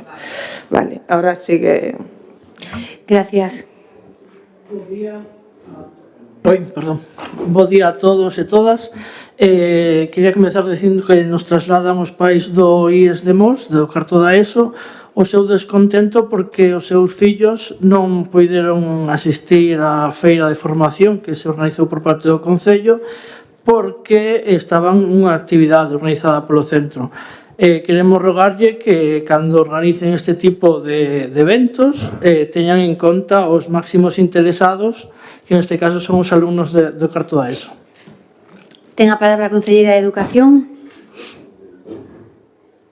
Temos o Instituto demos en conta que é o primeiro que está informado das fechas da feria, pero entenderán que con 83 expositores e 3.000 visitantes é unha feria que ten que marcar as fechas con moito tempo e ter en conta o calendario do resto das ferias de todo Galicia, porque se facemos unha feria o día que non están as universidades nin os centros de FP non vale de nada. Ten que o Instituto tratar de adaptarse ca excursión á fecha que se fai a feria. Debería ser po Instituto de Mos unha preferencia a feria. Gracias. Benega? Xa fixeron 3 preguntas, non? O contenedor, o que máis era? Xa está. Solamente quería no, xa facer un está. apunte. Benega, non hai máis apuntes. Ben, 3 cuestións, pero unha previa que é a que levo facendo 4 meses. As preguntas. Que se me respondan as preguntas, que levo un ano esperando. Ben, con respecto a este pleno, en Erville, concretamente no Camiño da Mina, fai anos que levan solicitando o sumidoiro. Como está o tema? Probablemente, están a Juan de Galicia, están os proxectos aí. E o de Paredes? E o de Paredes? É o de Paredes, sí, o da Mina, sí. Está, creo que este ano que vai salir adiante. É dicir, ese inclúe o Camiño da Mina. Sí. Está en aguas, Gustavo. Ese saneamento se adjudicará. Eu calculo que en un par de meses, no verán debe estar facendo. Non sabes a necesidade que temos de resolver ese problema. Vale. Segunda cuestión. En Sanguiñeda nas últimas semanas están saindo un montón de transportes especiais. Sanguiñeda é unha zona urbana, sobre todo a avenida de Sanguiñeda. Non sei se estades barallando algún tipo de solución para este tema, como estades tratando. Transportes especiais por onde? Por a avenida? Por a avenida. E piden permiso, non? Son os de Censa, me imagino, non? Non. Os transportes especiais son tanto de a empresa que está detrás do Eroski, que fai pezas metálicas. Ah, sí. Pero, teñen licencia de actividade e necesitan salir dende aí. E despois tamén o acceso á empresa de maquinaria, que a veces levan algún xenerador eléctrico grande ou algunha maquinaria que tamén necesitan acceder por diante do pabellón de deportes. Sempre teñen autorización da Policía Local. Gracias. Só decir que está sendo moi habitual, entón que, na medida do posible, que se trate de paliar. Unha última cuestión, xa o comentei na comisión, pero tamén o queremos comentar aquí no pleno, porque creemos que é relevante.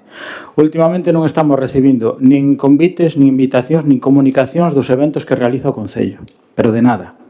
De nada que organiza o Concello estamos recibindo nin convite, nin información de ningún tipo. Por exemplo, da feira Formamos non se nos convidou, nin se nos informou, polas canles oficiais estou falando. Outro tipo de eventos non se está informando.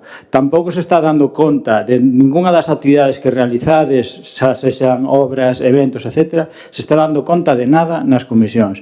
Entendemos que iso é bastante irregular e pedimos ao Goberno que formalice as comunicacións e que se dé non conta de todo, pero do máis relevante, polo menos que se nos dé a conta unha vez realizado. Bueno, Gustavo, pois eu quería decirlle con todo cariño que seguramente, como vostedes non van a nada, pois se foi deixando de facer. Pero eu asumo hoxe o compromiso que non será por eso, que non vai a quedar por eso. Si vostedes porque non ven a comunicación oficial e ahora van a ir, eu lle garantizo, e yo dixen aquí no pleno moitas veces, lle dixen, que estar na oposición non significa non participar, non solamente o goberno que ten que participar nas actividades municipais e das parroquias. Vostedes tamén teñen que participar. Cando se fai un convite, cando se fai unha festa dunha parroquia, non solamente temos que ir os que estamos gobernando, temos que ir todos. E eu lle reprochei moitas veces aquí a oposición, porque algúns non van nunca, ou casi todos non van nunca. Entonces eu digo aquí, é porque non se lle avisa pola canle oficial? Bueno, estou segura de que, pois, ao final, hasta que se acaba olvidando de facelo, porque non se participa, pero non se preocupen. Eu lle digo, pois, deportes, cultura, participación, que son basicamente medio ambiente, os que fan actividades o fin de semana, eu lles vou avisar de todo. Lle digo, pásenlle correo, que non quede por nós. Ahora tamén vamos a ver como participan, pero que non sea por eso. Gracias. Moi ben, pois bo día a todos e a todas, levantamos a sesión, moitas gracias.